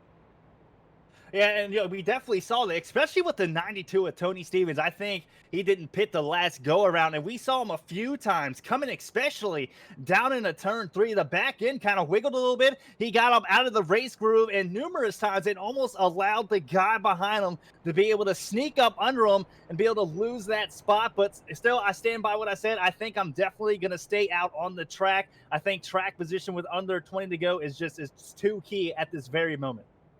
Yeah, I think let's look at the top 10. You've got some guys like, Justin in the 83. You got Dylan Welch and Stephen Ellis. They've come from, the back of the pack, 21st, 25th, and 30th grid spot position. So they've had some experience now coming through the pack. They're in the top 10. So I think those are going to be, maybe some silent killers here at the end.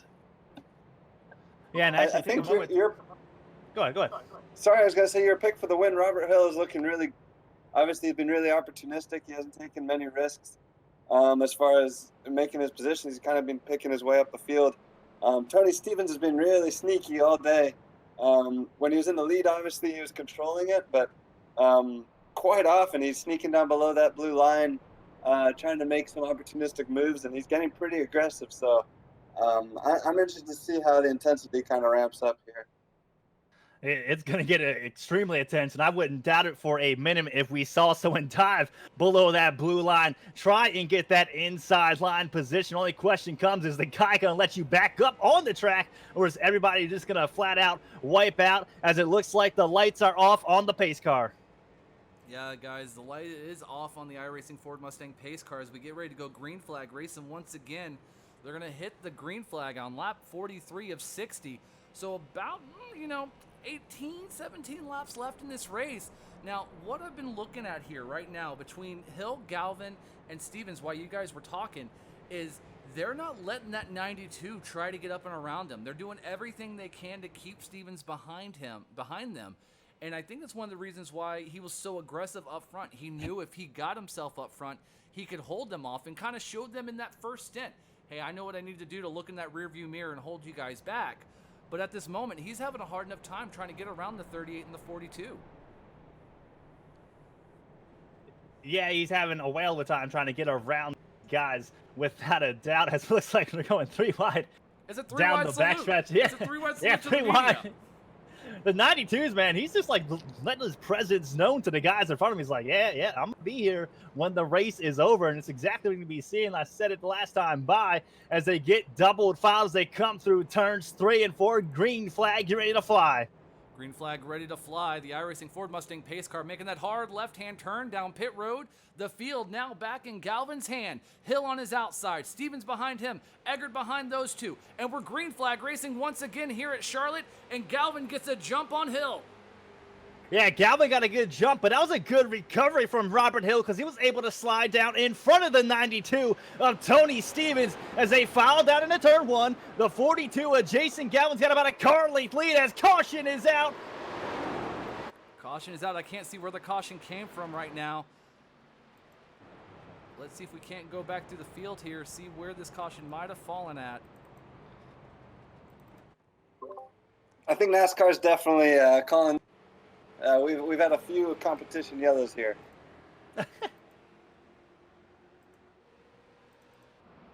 Take a look, see if we can't pull up that caution. Yeah, I'm trying to locate it. But talking about the guys on the track, 30 entries entered the race tonight. Only 23 of them are currently on the lead lap. We got guys a lap down like Evan's a lap down, actually. He's trying to work his way back up towards the front. He's not quite in that lucky dog spot just yet. He's right behind William Slutsky. He's trying to get there, but before it's all said and done, he very well may be able to get on the lead lap and be battling his way towards the front. And here's something interesting right now. So I'm looking back here, and let's talk about some of these drivers. You got Slepsky a lap down, Pekosko a lap down, Canfield, who was caught in that incident, 2 laps down, Kyler Hope 2 laps down, Goodman is 2 laps down, and then Jerry Jordan is also 2 laps down. So these guys are out and about and can't quite get around. They're hoping that they get a wave around soon, or a chance another caution comes up that they can start trying to get some of these laps back, or the leaders in front of them all go down pit road and make a change. Something I started thinking about is there green-white checkers, Zane? Do we have confirmation on that? There's Yes, one, yes, two, there's three. 2. What do we got? 3 of them? They- 2. So we got 2 green-white checkers that have 2 chances at overtime. If they don't get it the 3rd time, the race ends under caution, and the winner will be the guy up front.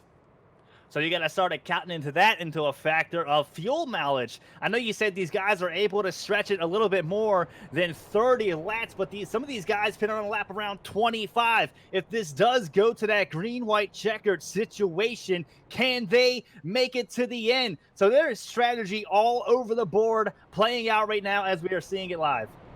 This fuel mileage could come into play. It really could at this moment. You got to think about, look at all these guys, look at all the drivers right now. They're clearing out the way, letting some of these drivers get their wave around. But the past couple of cautions, you've seen these leaders drop it all the way down below the white. They're trying to just put as much fuel as they can in that fuel cell to save. You got to start wondering how many of these guys are shutting it off, just letting it roll down the backstretch. And I think that's exactly what we're seeing, is we're seeing a lot of guys go down to the apron, not really running the wall. They're actually, some of them are running on the apron towards the yellow line here through turns 3 and 4. I think that's a matter of fact that they're trying to save as much fuel as they can if it does become to that second green-white checkered situation. But as we're seeing it live right now, all these guys are staying out, 42, 92, and 38. They're playing a track position game. Yeah, but listen right now, we're on board with the 92 of Tony Stevens, and he is really not even putting any throttle in that car. He's slowly getting back in to stay up with the pace car, remain under race pace, but he's letting it float. Let's take a look here at Hill. Hill, same thing, hardly any engine sounds. He's letting this car float and roll, barely getting on the throttle. Galvin, same thing as well. So these drivers are clutching it, saving as much fuel as they can going into one right now. And I guarantee it's everybody else behind them as we see the 21 of Seth, who was up towards the front early on. He's been running in a top 5 for a majority of the night. And also, if you remember, guys, he was one of the more aggressive ones in the beginning of the race. The one that was kind of peaking a little bit below that blue line down the backstretch. He's on the outside, but if he's able to get low, I think I'd watch out for him to make a crazy move down into turn 3. Oh, man. It's right. Well, he's got to get around the 92, the 42, and the 38, and those guys have been putting on crazy moves all race. But right now, the horse to beat, the car, the man, the heavyweight champion of the Big Green Egg media members Monday Night Mayhem is got to be Galvin in the 42, Tony Stevens in the 92, and Robert Hill Jr. in that 38. These guys have been the prima donnas of this field. They've shown kind of why they've been up front, why they qualified up front, and you kind of see why they're all three running together. They keep putting this 3-wide, 4-wide salute with the pace car. I'm probably thinking that Ford Mustang pace car driver is getting a little ticked off right now because they keep messing up his paint scheme. Man, they're just trying to wave a little, hello, how you doing, buddy? Now you're getting a little workout here in this Ford iRacing Mustang coming around Charlotte Motor Speedway as they come across the start-finish this time by the pace lights are off, and they are going to be going green next time by that start-finish. Yeah, and don't forget tomorrow night, check out the Big Green Egg number 9 Ford Mustang with Eric Smith behind the wheel for Jim Beaver Esports. That's going to be for the eNASCAR Coca-Cola iRacing Series, called by, one of the drivers here tonight. We talk about him, Mr. Evan Picosco. He's a couple laps down, but guess what? He'll be back in his normal day job, calling the action instead of behind the wheel wearing a fire suit. And also, give a huge shout out to Rob Amico in the 29, running just outside the top 10. Looks like he's running P11. Actually, yeah, P11 on the inside. So he's quietly working his way up there. He was talking about it in the pre-race, saying that he just got a rookie class like a month ago, and he's been on iRacing for 9 years. He's shown he's got the speed, working away towards the top 10. Yeah, and he's doing a little bit of trickery, a little bit of strategy. Old Rip Van Winkle almost sneaking his way up into the top 10. No one's really kept an eye on him for most of the race in that 29 because everyone's been watching the action up front with these top 3 runners. But the iRacing Ford Mustang pace car about to make that hard left-hand turn. He's going to get the field back to Galvin. It's going to be Hill on his outside. Stevens behind him. Edgar, Martin, Ellis, Welch, Lewis, Henry, and Schuler rounding out your top 10 as we go green flag racing here very shortly. Now, with about 12 laps to go, HD. Yeah, green flags in the air here. Again, this is brought to you by My Big Green Egg as they come down front stretch into turn 1. The 42 of Jason Galvin with another great restart. The 38 of Robert Hill Jr. on the outside. Didn't get that puppy moving, so the 92 of Tony Stevens moving up the P2. Tony Stevens got the run on the outside. That momentum run moved him in front of Hill. Move Hill to third. He's on the bumper of Stevens, not giving up. But look at Stevens right there on the bumper of the 42, giving him a shot as they come through 3 and 4. As they come through turns 3 and 4, the caution is out. Again here, they're blowing her up. We should be 10 to go when we come back, if not under 10 to go. Zane, we're seeing it. Laps are winding down. There is no more patience out on the track. No more patience out on the track. Let's take a look at our caution count to see who's good on the over and under so far as we come to about 10 to go. We are at 7 cautions on the night, HD, Ricky, and Jordan, and 23 laps of caution laps here tonight already. So I am out of the game, but you guys are still in it some. Actually, two of you are. 2 of us are out. Yeah, I'm out too. Yeah, and actually, if you want to go look at the caution, Zane, go to the 70 of Toby Christie. He was coming down a backstretch into turn 3. He was driving in there, got to the back of the 59, got him wicked loose. 59 came back up in front of him, and he went flipping through the air all the way through turns 3 and 4. And we're trying to pull it up here, doing a little bit of rewind on the magical cameras. Let's take a look at this on the backstretch. Riding with Toby Christie here. Let's check out this caution. Oh, big wreck. And I think that's one of those things where Toby was trying to actually help the 59 out. He was trying to push him down the straightaway into turn 3 to be able to clear the 7 just above him. Clipped him in the right rear, got him wicked loose. He came back over the track. Toby was there, collected him, and then everybody behind him was just trying to avoid anything they could. And if we can, let's go on board with the 59 here, because he went for a ride, just like a spinning, like a top down that backstretch. Let's take a look at this. On board with the 59, gets the shot, outside wall, up and over. As Ricky Bobby says, this ain't good. He might be on the track like Ricky Bobby here in a minute saying, are those the other cars? Going by him after that lick he just took. And you know what? Since we're under 10 laps to go, let's take our last commercial break here so we can go nonstop racing here at Charlotte Motor Speedway for the Big Green Egg Monday Night Media Mayhem. For the media members, for the motorsport world, and we'll be back in a few moments, about 30 seconds or less, folks. There's a place where fire and flavor are celebrated, where grilling traditions and new techniques are perfected, where grilling the perfect meal in your own backyard is a satisfying reward at the end of the day. Here in Big Green Egg Country, you can grill it, roast it, smoke it, or bake it with the most versatile grill you'll ever own. Easy to light, simple to use, lifetime warranty. The ultimate cooking experience. Shop online for home delivery at biggreenegg.com. I'll say this, the Big Green Egg powering this event here tonight is the ultimate cooking experience, HD. And I'll tell you what, if you want, go online right now. You can go right now because we're under caution, I'll allow it. Go to thebiggreenegg.com, order me one just so I can have it. I'll cook us some hot dogs, some hamburgers. I saw the pictures that Rob was posting on social media. It makes me really want one. And you know what? You get a free meal out of it, but you do got to buy all the meats and stuff because I'm not going to buy the meats. I'm just going to do all the cooking. You know, my cooking is primarily the microwave, but I think I'm going to pick me one up as well and give it a try, man. I think I can get me some Big Green Egg and maybe cook me a nice steak or, like you said earlier, cook up some hot dogs on that thing. And I think by the time this race is over, nice long brisket. oh my God, I'm from Texas, guys, so let's not joke around with brisket because that's heritage right there. Yeah, there's nothing better than the good thing about the Big Green Egg is it's so versatile. I mean, you can cook, you can bake, you can smoke. So, with the way this race is going, a couple green-white checkers, I think we could be well into a couple-hour brisket here. Hey, and you know what? It's not that many cautions. I actually, like I said, 6, but before I watched practice and I knew the media guys were getting in the cars, I actually thought it was going to be about 12 cautions here.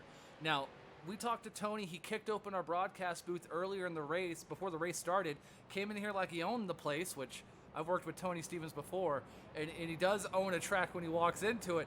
But he was talking about, you know what, a lot of these guys, you'll see them get more aggressive later in that race. About 10 laps to go, they're going to start putting those cars in places they shouldn't be, and that's where we're starting to see these quick successions of cautions come out because they know they got 2 quick repairs. Some of these guys haven't even used a repair yet. You know, at this point in the race, Zane, I think if you have to use a repair, I think your race is done. I mean, we are under 10 to go. We're coming to lap 53 as the lights are out on the pace car. They're coming out of turn 2 down the backstretch. I don't think you want to use a fast repair. These guys sort of towards the front kind of want to stay clean, but the laps are winding. No, the laps are winding down. The lights are off on the iRacing Ford Mustang pace car. Galvin's going to lead us to green. Stevens on his outside. Hill running second row. Martin on his outside. Seth Edgar sneaking in there. Dylan Welch moving up to 6. Lewis Ellis, Henry Schuler, our top 10. Man, the action's got intense. Drivers have started to make their moves with under 8 laps to go. Actually, 8 laps to go at the line. You got to start wondering who's really going to be the bad guy in this situation, the bully driver, to get themselves up and around Galvin, who's been dominant the second half of this race. It's gonna. I think you're looking at the 92 of Tony Stevens and the 38 of Robert Hill, who are going to be those drivers. But as they come out of turn 4, this green flag is presented by Big Green Egg, the ultimate cooking experience. Shop online for the home delivery at BigGreenEgg.com as the 42 of Jason Galvin with another great restart. 3-car length lead coming out of turn 2. Galvin got a shot from Hill. It looked like Galvin may have spun the tires. Hill gave him a shot in the rear end to say, hey man, how's your mama? I need you to move. I got a 92 in front of me. That moved Stevens. Tony Stevens in the 92 back to 3rd, moved Hill up to 2nd, and now they're trying to run down the 42 of Galvin as they're coming out of turn 4. Yeah, the 38 of Robert Hill got a great run through turns 3 and 4. It sucked him all the way up to the bumper of the 42 of Jason Galvin. Down the front stretch, caution is out. Another caution, another moment to wait. This is probably going to put us, guys, about 5 to 4 laps to go once they go green flag racing once again. But we knew it was going to happen. These guys were going to get aggressive. Let's see if we can't find out what brought the caution out.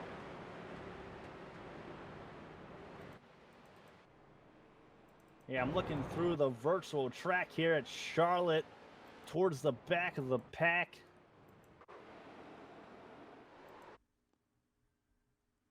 We're also doing a little bit of scrubbing live here to see if we can't see where that caution came from.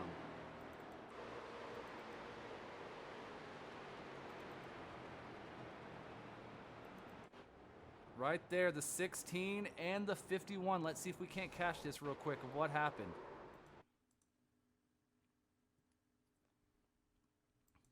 All right, let's take a look at this replay. Coming out of 3, the 51 and the 16, side by side.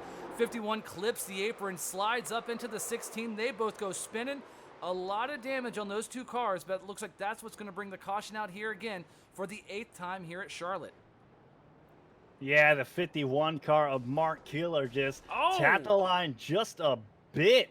And he came up the track to 16. I don't think knew he was there. Came down the track, and they just collected each other and went down into the inside pit wall. And the 51 kind of killed the 16 there. I don't know if like he lost steering or what, but just drove straight to the outside fence, took the 16 with them after that incident. So that's probably the actual incident that brought that caution out, HD. Maybe a little bit of retaliation, a little bit tempers flaring here tonight at Charlotte. I will say there's probably going to be some tempers flaring in the chat later on after this race, or in some emails or on DMs on Twitter. Speaking of Twitter, Jordan, Ricky, where can the fans who are hanging out in the chat follow you on the interwebs on the social media world? I'm on Instagram and Twitter at Regular Race. But I think you'll get a lot of entertainment from Jordan. My stuff's all at Jordan 10 Taylor. So check them out, guys. They all have the same social media handles. They're a lot better at it than I am because I probably have like 4. I really don't know. I don't Instagram. I tried to Instagram and I just realized it was all food pictures, and I thought that was weird because I was like, who wants to see a fat bearded guy eat? I'm not really fat. I just call myself fat. But I was like, no one wants to see that. HD though, where can the people find you on the interwebs? They can find me on Twitter at HD_motorsports, and that's, I don't have Instagram or anything like that, but I want to comment on something, just a little killer, a little time filler here as we're pacing around here at Charlotte. But and Zane said, we got 2 racers, coming into the booth. They're going to call the action with us tonight. I was thinking, oh man, that's awesome. And then I saw the tweet out. I'm like, holy crap, it's the, I don't even know. I didn't know who these guys were, but I looked at them. They got like thousands of followers. I was just kind of starstruck there for a minute. So it's glad to have you guys on board with them. Oh, it's good to be here, and it's a little intimidating. You guys are talking. I don't know how to make so much conversation during the race. So I'm glad you guys are here to really make the show. We've been doing it for a long time, and sometimes you should have been here last night. we had a technical difficulty with one of our broadcasts. It ended up talking about energy drinks for 5 minutes. It was an awkward situation for most of the people watching the race. But I'm glad you guys came aboard and actually called this race, Ricky and Jordan. When Rob told me, hey, I'm going to have Ricky and Jordan, Taylor come and call the race, I was like, what? Wait, who? And then he's like, hey, we're going to do a phone call. And I'm like, what? And then once we started talking, I was like, oh, man, I'm way over my head all of a sudden. These guys are like big boy racers, and I'm a little sim kid. But it's been a lot of fun to have you guys kind of, shed the fire suit, put on a virtual business suit, and come in the booth and kind of call with us and give us some great perspective of what you guys do in the real world and what you kind of correlate it to the simulation world. No, we're having a great time. I mean, obviously, when Rob asked, combining some iRacing with the Big Green Egg, and obviously those are two of our passions. We've been really following you guys' lead all day. It's been we've been learning a lot about what you guys do and calling this race, and then I think also HD, you're the expert on the sim racing. Obviously, in real life, there's a couple different environments and things, but this is your element, and it's been interesting to kind of learn and feed off of what you guys have been up to. And a lot of people don't know this about HD, or some do. A lot of guys in the console esports world knows that HD Motorsports, or Nicholas Vroman, was the esports driver for Levine Family Gaming, the eNASCAR Heat Pro League team. Finished second in the championship, and now he's trying to drive to go pro in iRacing, and he's put a lot of time into the simulator.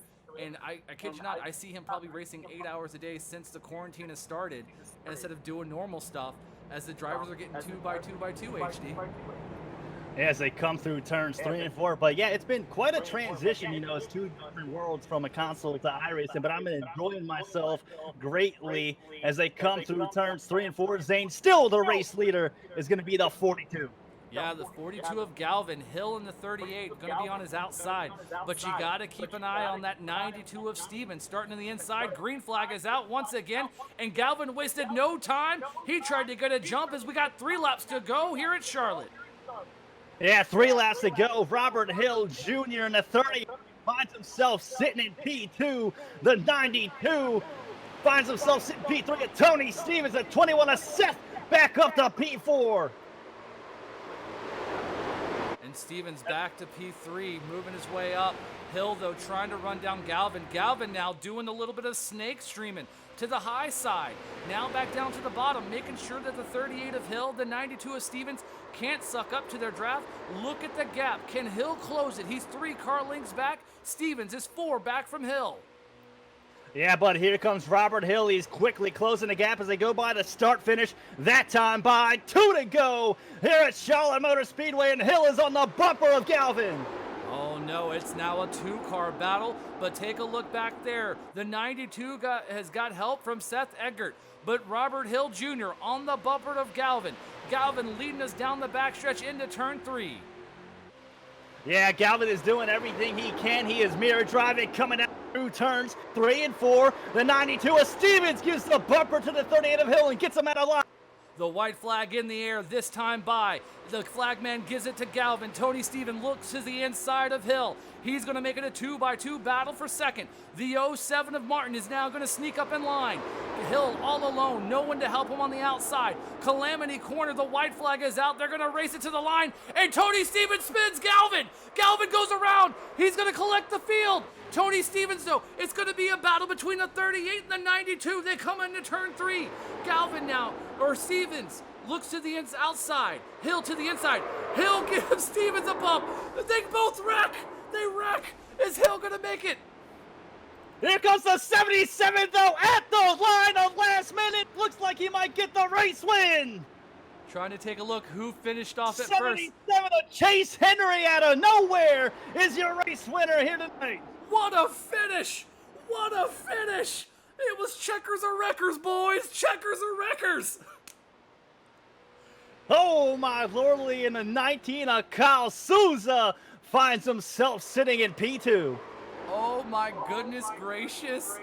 Talk about Chase Hill coming out of nowhere to go home with a big green egg. The leaders took themselves out, and Henry was the catbird. What Chase Henry started the last lap 12th place. What a It finish. just goes to show you, man, sometimes it's better to be lucky than skilled. Well, the 77 found himself in that situation as he's doing burnouts there on the infield at Charlotte. That 77 of Chase Henry now burning those tires down, and later on, he's going to be able to burn down some grub on his big green egg. Let's give him a moment to celebrate, and then we'll take you through the running order.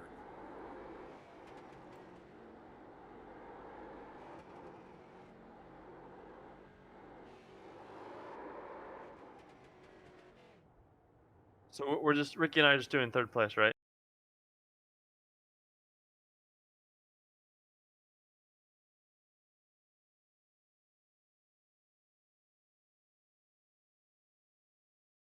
Ricky, I'll go first. And what a finish, what an ending to a race. Chase Henry gonna walk away, but Jordan, Ricky, HD, Mr. Nicholas Vroman, let's go through the results so the fans know where everyone finished here tonight.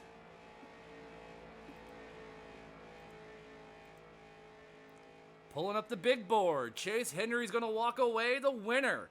Kyle Souza's gonna come home second. Robert Hill in the 38 still scrapes by with a third place finish. Ford Martin's gonna come home in that 07 in the fourth place. And Rob D'Amico gonna come home with the top 5. Yeah, coming in at P6 is going to be Justin Mello. Evan Pascasco is going to come in at P7. Good bounce back for him. Coming in at P8 is going to be Kyle McFadden. P9 is going to be Justin Scholler. And round out your top 10 is going to be Tony Stevens. P11, we got James Pike coming home 12th, Brandon Paul, Alex Slepsky in 13th, Toby Christie in 14th, and Jason Galvin in P15. Then we got Seth Eggert, Dylan Welch, got caught up a bit there at the end. Stephen P. Ellis, Noah Lewis, and Cody Meadows rounded out the top 20. 21st was Zach T. Evans. Adam McKay was a lap down in 22nd. Kyler Hope, 23rd, 2 laps down now on the grid.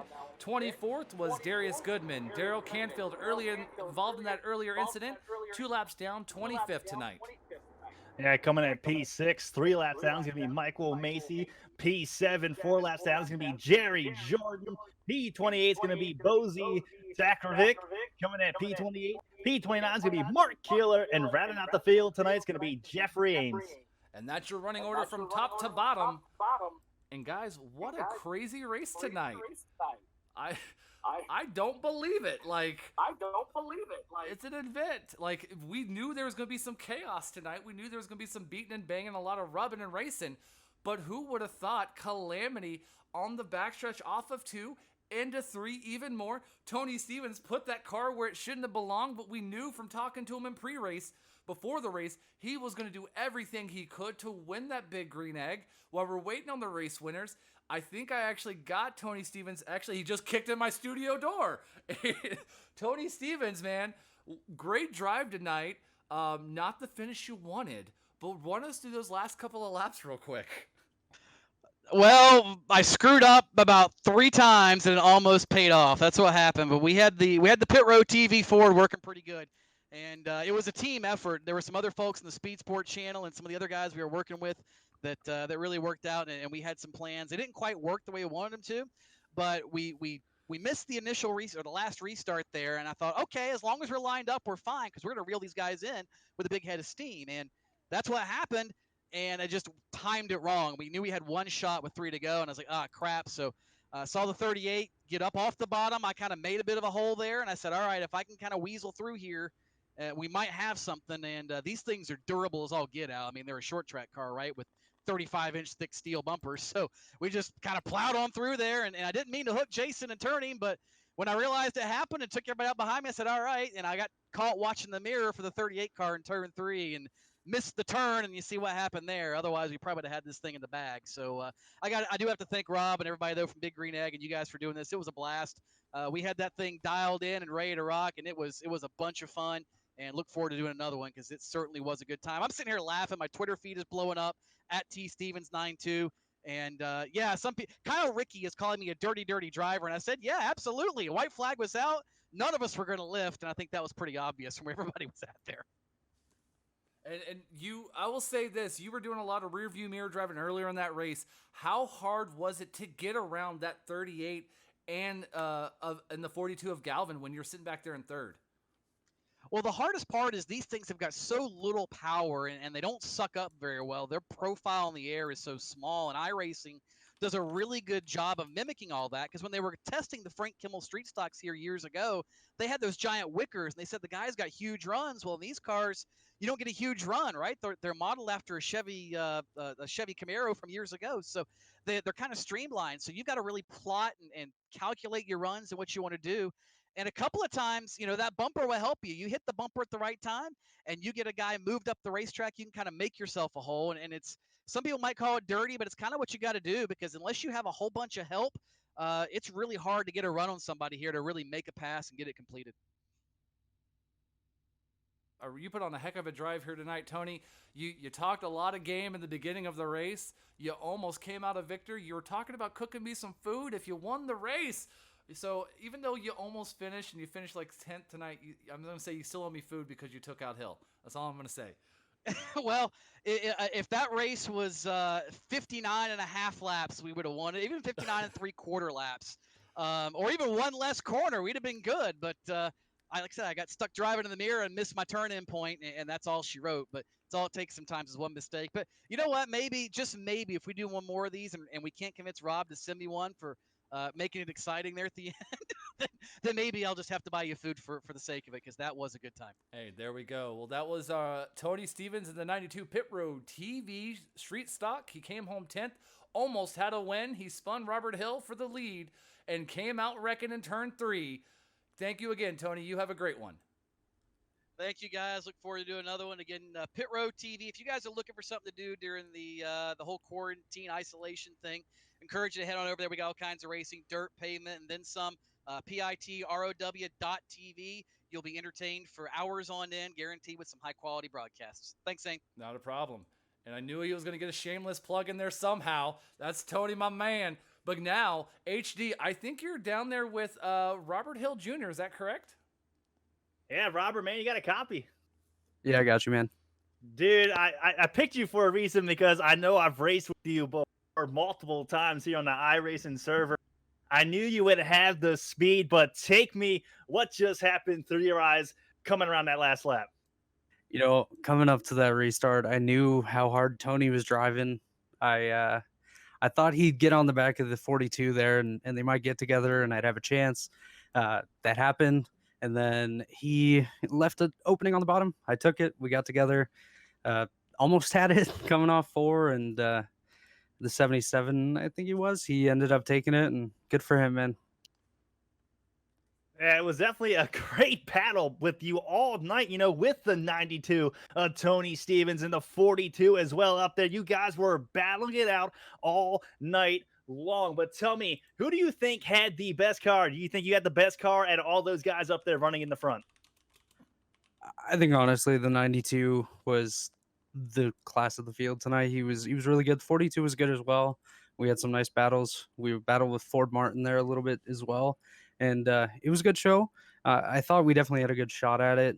They kept leaving openings on the bottom. I just take it. I wasn't doing anything too risky all night, just trying to push our way to the front. We started like 14th, finished 3rd. I'm happy with that. Our crew chief's corner street stock did a really good job tonight, and it was a fun time. All right, Robert, it's definitely a great race by you. Like to throw any shout outs before I let you go? Yeah, definitely got to thank Crew Chief's Corner, my buddy Bobby Bailey. I seen Jake Finch, one of my teammates, in the chat tonight. We race over in the Court Series. We have Zane that comes and broadcasts some of our races. We have a good time over there. Not usually at the front when he's calling the races. I don't know why. I got to thank my personal... It's the commentator's curse. Exactly. Exactly. I got to thank my personal sponsor as well, Spark VR out at Connecticut. They're a virtual reality lounge. Check them out, sparkvirtualreality.com.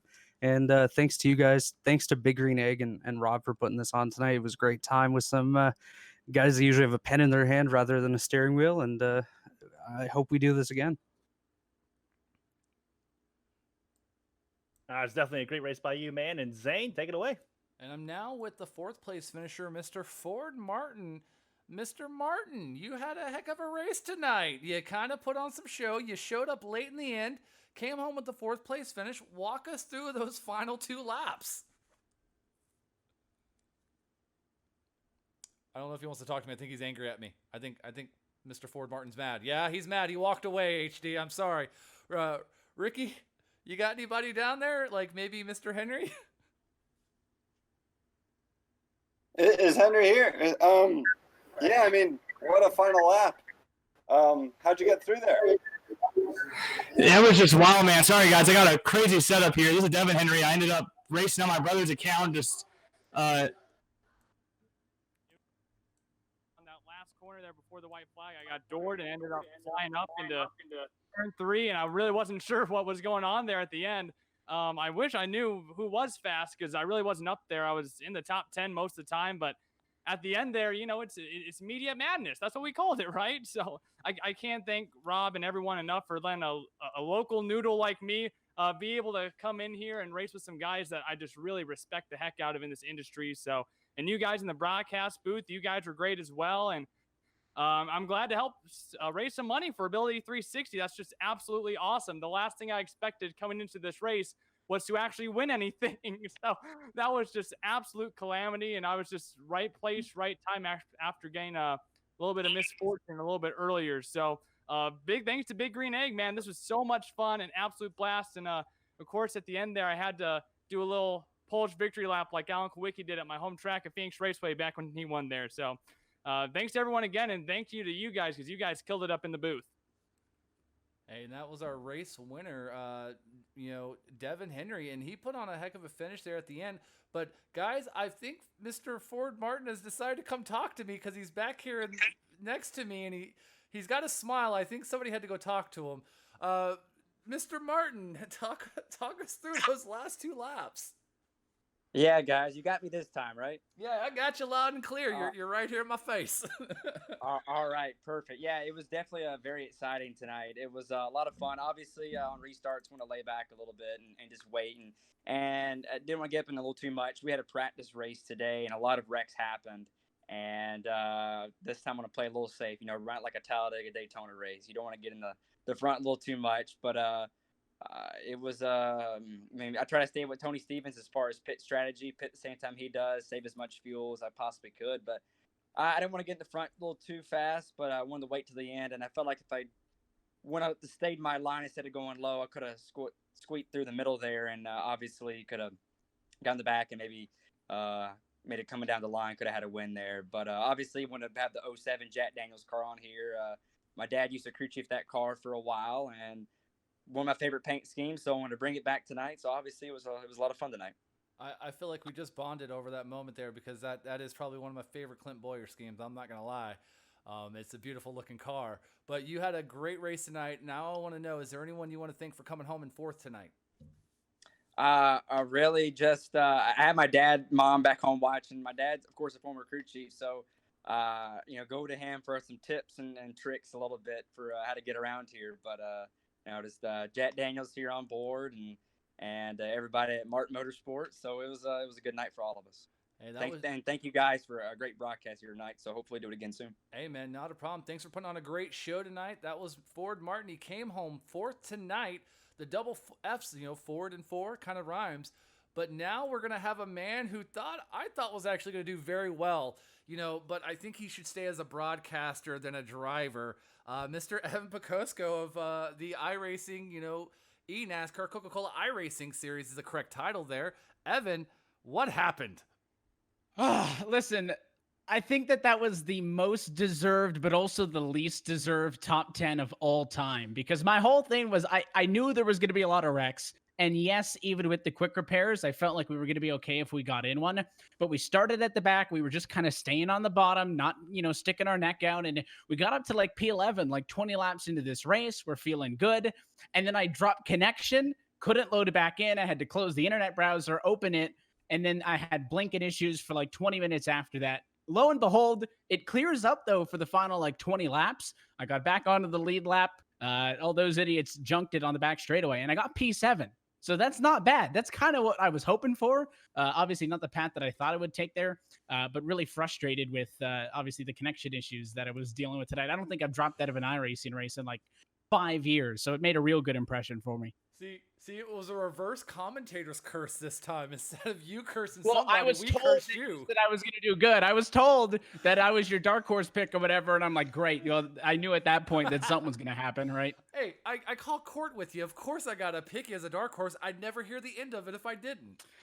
Yeah, fair enough. Just know that if you jump into one of these, then the favor is going to have to be returned at some point. So all's fair in love and war. I'm going to make sure my internet doesn't crash, though. Evan, though, man, is there anyone you want to thank for coming home 7 tonight after that battle that you had to go through? I just want to thank Rob and everybody for putting the event on.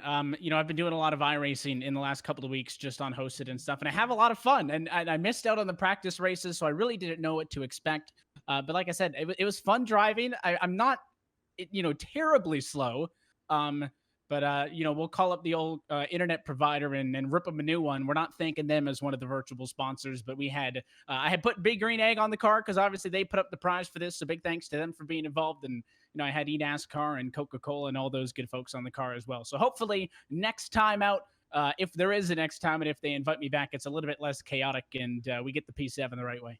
Hey, man, good luck to you. Great race tonight, and have fun tomorrow night in the eNASCAR Coca-Cola iRacing Series tomorrow and Tuesday, because that's where you'll be back in the As booth. long as there's less yellows than tonight, I will have a great time. Hey, it wasn't too bad, I gotta say. There was a good yellow count, but man, you have a great night. We'll catch you tomorrow on air.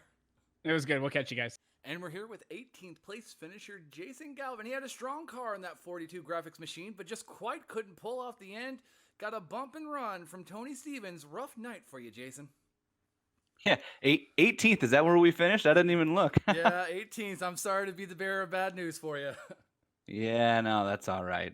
Anything other than first wasn't really going to matter to me. So, you know, I'm just proud of the race that we ran. You know, everything went pretty much how I planned it, and I think even the end went how I kind of expected it, unfortunately. But you know, it's just a cool deal. I got to thank Rob and Big Green Egg for putting this deal on. To be able to come out here and run.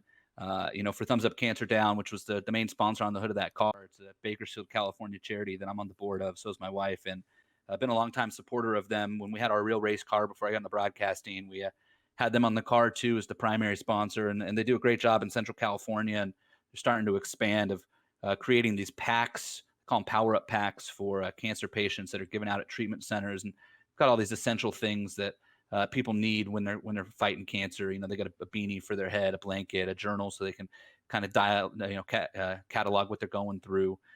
You know, phone charger, hand sanitizer. Lord knows how important that is right now. So it's just it's such it's a different take on cancer charities. You know, there's so many great ones out there that are doing things to support the families, to help financially, to raise money, to find a cure, and those are all phenomenal.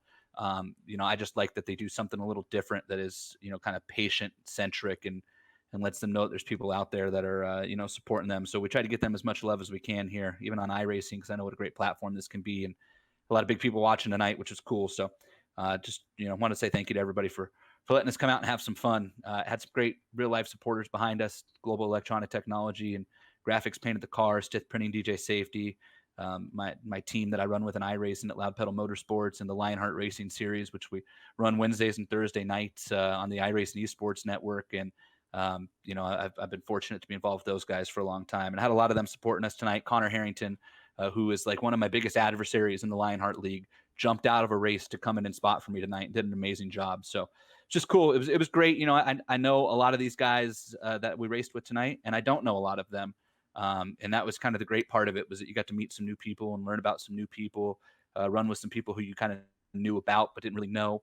And to me, that was a really cool part of it. It was cool to be scrolling through the standings there and going, okay, like this, you know, Dylan Welch and, you know, Brandon Paul, like all the work they do at Speed 51. And, you know, and Tony, you know, Tony's huge back on the East Coast. And, you know, I'm out here on the West Coast trying to do what I can to hold it up for the West Coast guys and the straight line guys as well tonight. But, you know, it was a lot of fun. Like I said, everything went to plan, and I kind of had a feeling that the last lap would go that way too, but you know, that's life. And I want to touch on the last lap a little bit here, because you talked about, you know, Tony Stevens on the East Coast, you on the West Coast, so it's a little East Coast, West Coast rivalry.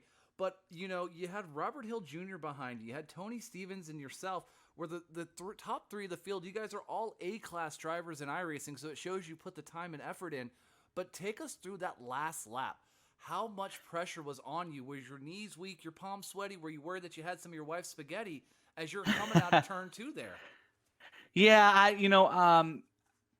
I was kind of surprised that we got to the last lap. You know, we went green with 3 to go and we couldn't get going. And I got a huge jump and I kind of played it how I wanted to. It let me take the first couple corners wide and save the tires. And that's a big deal in these cars at Charlotte. You've got to really not overheat the tires. And, you know, when Tony, first off, if I recall, Tony pretty much moved Hill to get to second.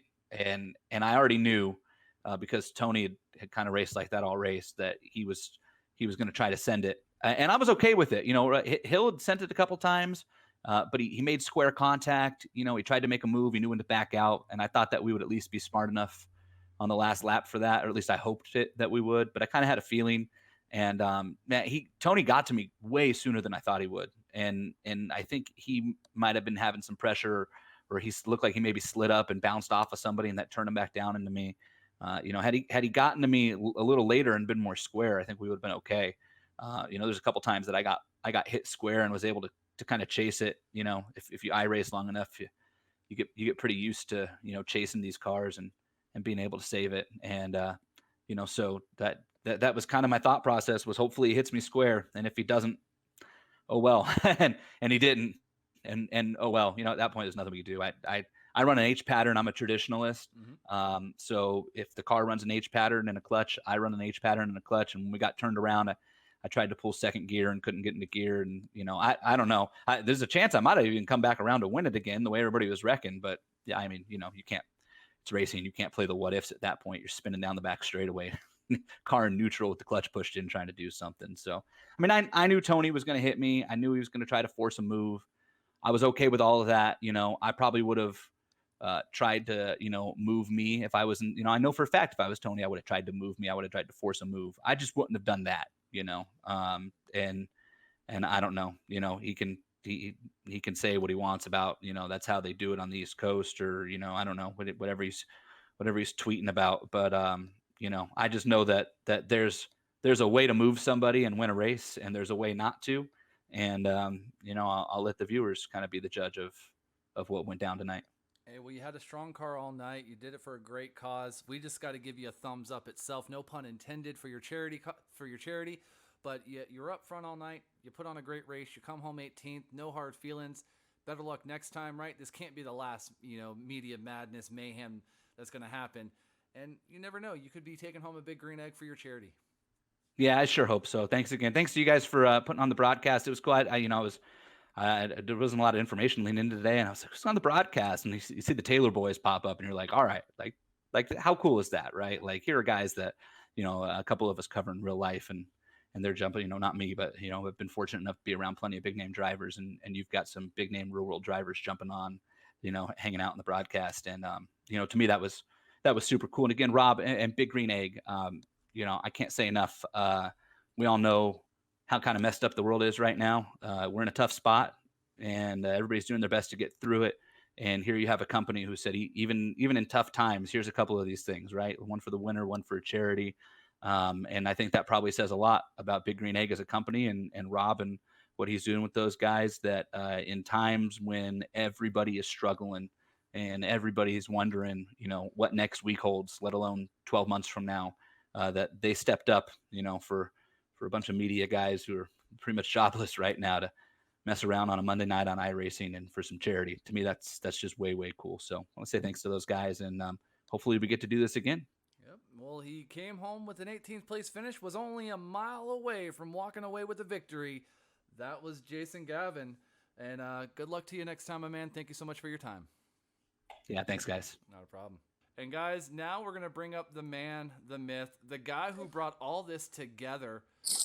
And he snuck away with a really good finish tonight. Rob, how you feeling tonight after going through the media mayhem with everybody? Oh, it was mayhem, all right. Yeah, I mean, it was nuts. I will say, hey, first of all, I want to thank you guys in the booth for doing what you're doing. Thank the Big Green Egg for really putting this, helping me put this together and giving me the opportunity to offer some great prizes and give the media guys something to do. And I think, and I hope they had a blast, but I think a lot of them may have walked away a little angry. But I will say, if you guys go back and look at the in-car on my camera from the car, I don't know how I made it through that. And to end up with a 5th place, not too bad. I was kind of hanging right there at the top 10, top 12. And I thought, man, it's so hard to pass in this car. I'm never going to make it to the front. And top 5, so I'll take it, man. Anything in these cars. It was a blast when we were under green. It was not a blast when we were under yellow. So the next time we do this, we will not do those yellows like that, and we'll handle it a little different. But it was for a good cause. He walks away with a big green egg and 1 big green egg for his charity. And again, just had a lot of fun. Thank you to all the racers who came out, all the media guy racers who came out. It was pretty cool to have you guys doing that, and a lot of fun. I really did. I had a blast. I didn't know what to expect. Like I said, I don't get on this very often, and I just like to get on and have some fun. But it was awesome. Hey, and you put on a great event, and I got to say the chat was probably your saving grace. A lot of guys were big fans of yours. They were hoping you were going to make your way into a win, but you pulled out a top 5 tonight. So congratulations on that. And we just want to say from, Nick, Jordan, Ricky, myself, thanks for letting us call this race. It was a lot of fun, and we hopefully be able to get to do it again for charity. So which one of you guys picked me to win? That was Ricky. Yeah. Oh, you did. Somebody did pick me to win. You were my dark horse. Yeah. You and we had quite a few hashtag BGE Team Green members in the chat, and that's funny. A couple of them also picked you to win, and close to the end there, we thought you were going to pull it off. Man, I felt it, man. It was just like I saw the cars and the sea parted, and I tried not to lift and go right through it, and it worked out. But a top 5, I'll take it. It was a lot of fun. Don't forget, if you're interested in Big Green Egg, you can also go to biggreenegg.com, where you can shop online for home delivery. Again, it's biggreenegg.com. Tomorrow night, Evan mentioned it, the eNASCAR Coca-Cola iRacing Series. The number 9 of Eric Smith will be in that race for Jim Beaver Motorsports or eSports. And he'll have the Big Green Egg car in that series as well tomorrow night. We'll do a virtual tailgate party. So if you're on Twitter or Instagram, you can get on there and, show us what you're cooking before the big race tomorrow night. It'll be a lot of fun. You can also follow me on Instagram, Twitter, at Rob D'Amico. And then obviously I'd love for you to follow Big Green Egg at all the different outlets. So thanks again, guys. Really appreciate it. Had a lot of fun. Awesome. And that was your 5th place finisher, Rob D'Amico. And guys, final thoughts here as we wrap up from Charlotte. Let's go to you, Jordan, first. Yeah, I had a great time. I thought it was a great battle. Big thanks to Rob and Big Green Egg for having us on. It was, I think, my second time ever, commentating on any type of race. So it's fun to do it with you guys. Learned a lot, and looking forward to the next one. Ricky? Yeah, same here. HD and Zane, you guys did an awesome job with the broadcast, and we were happy to just chime in every now and then and follow your lead. But again, thanks to Big Green Egg for putting the race on, and congratulations to Devin on a great win. And although there were a lot of yellows, that finish really made it all worthwhile. And HD, final thoughts. Yeah, and just hit on what those 2 guys just said. There were a lot of yellows. That last lap, or last 2 laps, really was just insane. We had guys going left, right, bobbing and weaving, duking it out all the way down the backstretch into turn 3 until ultimately, out of nowhere, Chase Henry was able to come up with the win. It was a great race overall, and I'm glad you had me up here in the booth, Zane. Hey, it's always a pleasure and an honor. And I got to agree with you. It was a great race here tonight for the Big Green Egg media members Monday Night Mayhem. The drivers got to see the media members put on the fire suit, put some action on the track. The last lap, you couldn't have asked for a better last lap. It reminded me of old school Talladega, Daytona, the street stocks at Charlotte. Handled that way. Devin Henry sneaking by, coming out first, going to go home with a Big Green Egg of his own. Got one for his own charity. So, he's going to walk away a little pep in his step tomorrow during this social quarantining. But I first off and really just want to give a shout out to David Damboys of Court Vision. David Danboys came over here, helped us out with getting these graphics and overlays ready for this broadcast tonight.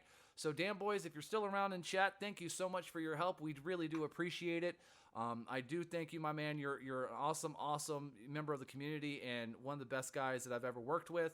So I had to give him a shout out because he was yelling at me about the font, which I don't know why, but he'll probably yell at me later in Discord and DMs on Twitter. But in the end of the day, great race, great night of racing on a Monday night. You couldn't have asked for a better event. I'm glad that we got to sit down, call this, watch the media guys go at it. Really, I just really want to, say thank you to everyone who came by. Sorry for our dark horses or anyone or our winners that we commentated cursed with. But in the end of the day, I want to say thanks for watching. Thanks for watching the media members Monday Night Mayhem. It was presented by the Big Green Egg. Rob D'Amico coming in and really helping us out big with this broadcast. Like he talked about, it's the ultimate cooking experience. Shop online for home deliveries at biggreenegg.com, right? You get it delivered to your house. Cook up a grill. Send me some Twitter shots of what you're cooking because I'm eating ramen tonight, just going to tell you the truth. And he mentioned it earlier, right? Don't forget to check out the Big Green Egg, number 9 Ford Mustang with Eric Smith behind the wheel. Jim Beaver Esports, man. Jim Beaver's in the iRacing or the eNASCAR Coca-Cola iRacing series. Evan Picosco, who raced tonight, came home with a nice little finish of 7th. He's commentating it, so show him some love next week. But in the end of the day, man, thank you once again from HD Motorsports, from Ricky and Jordan Taylor, to David Danboys to helping us out with the graphics. I'm Zane the Bearded One. Until next time, kisses, hugs, belly rubs. We'll see you on the track.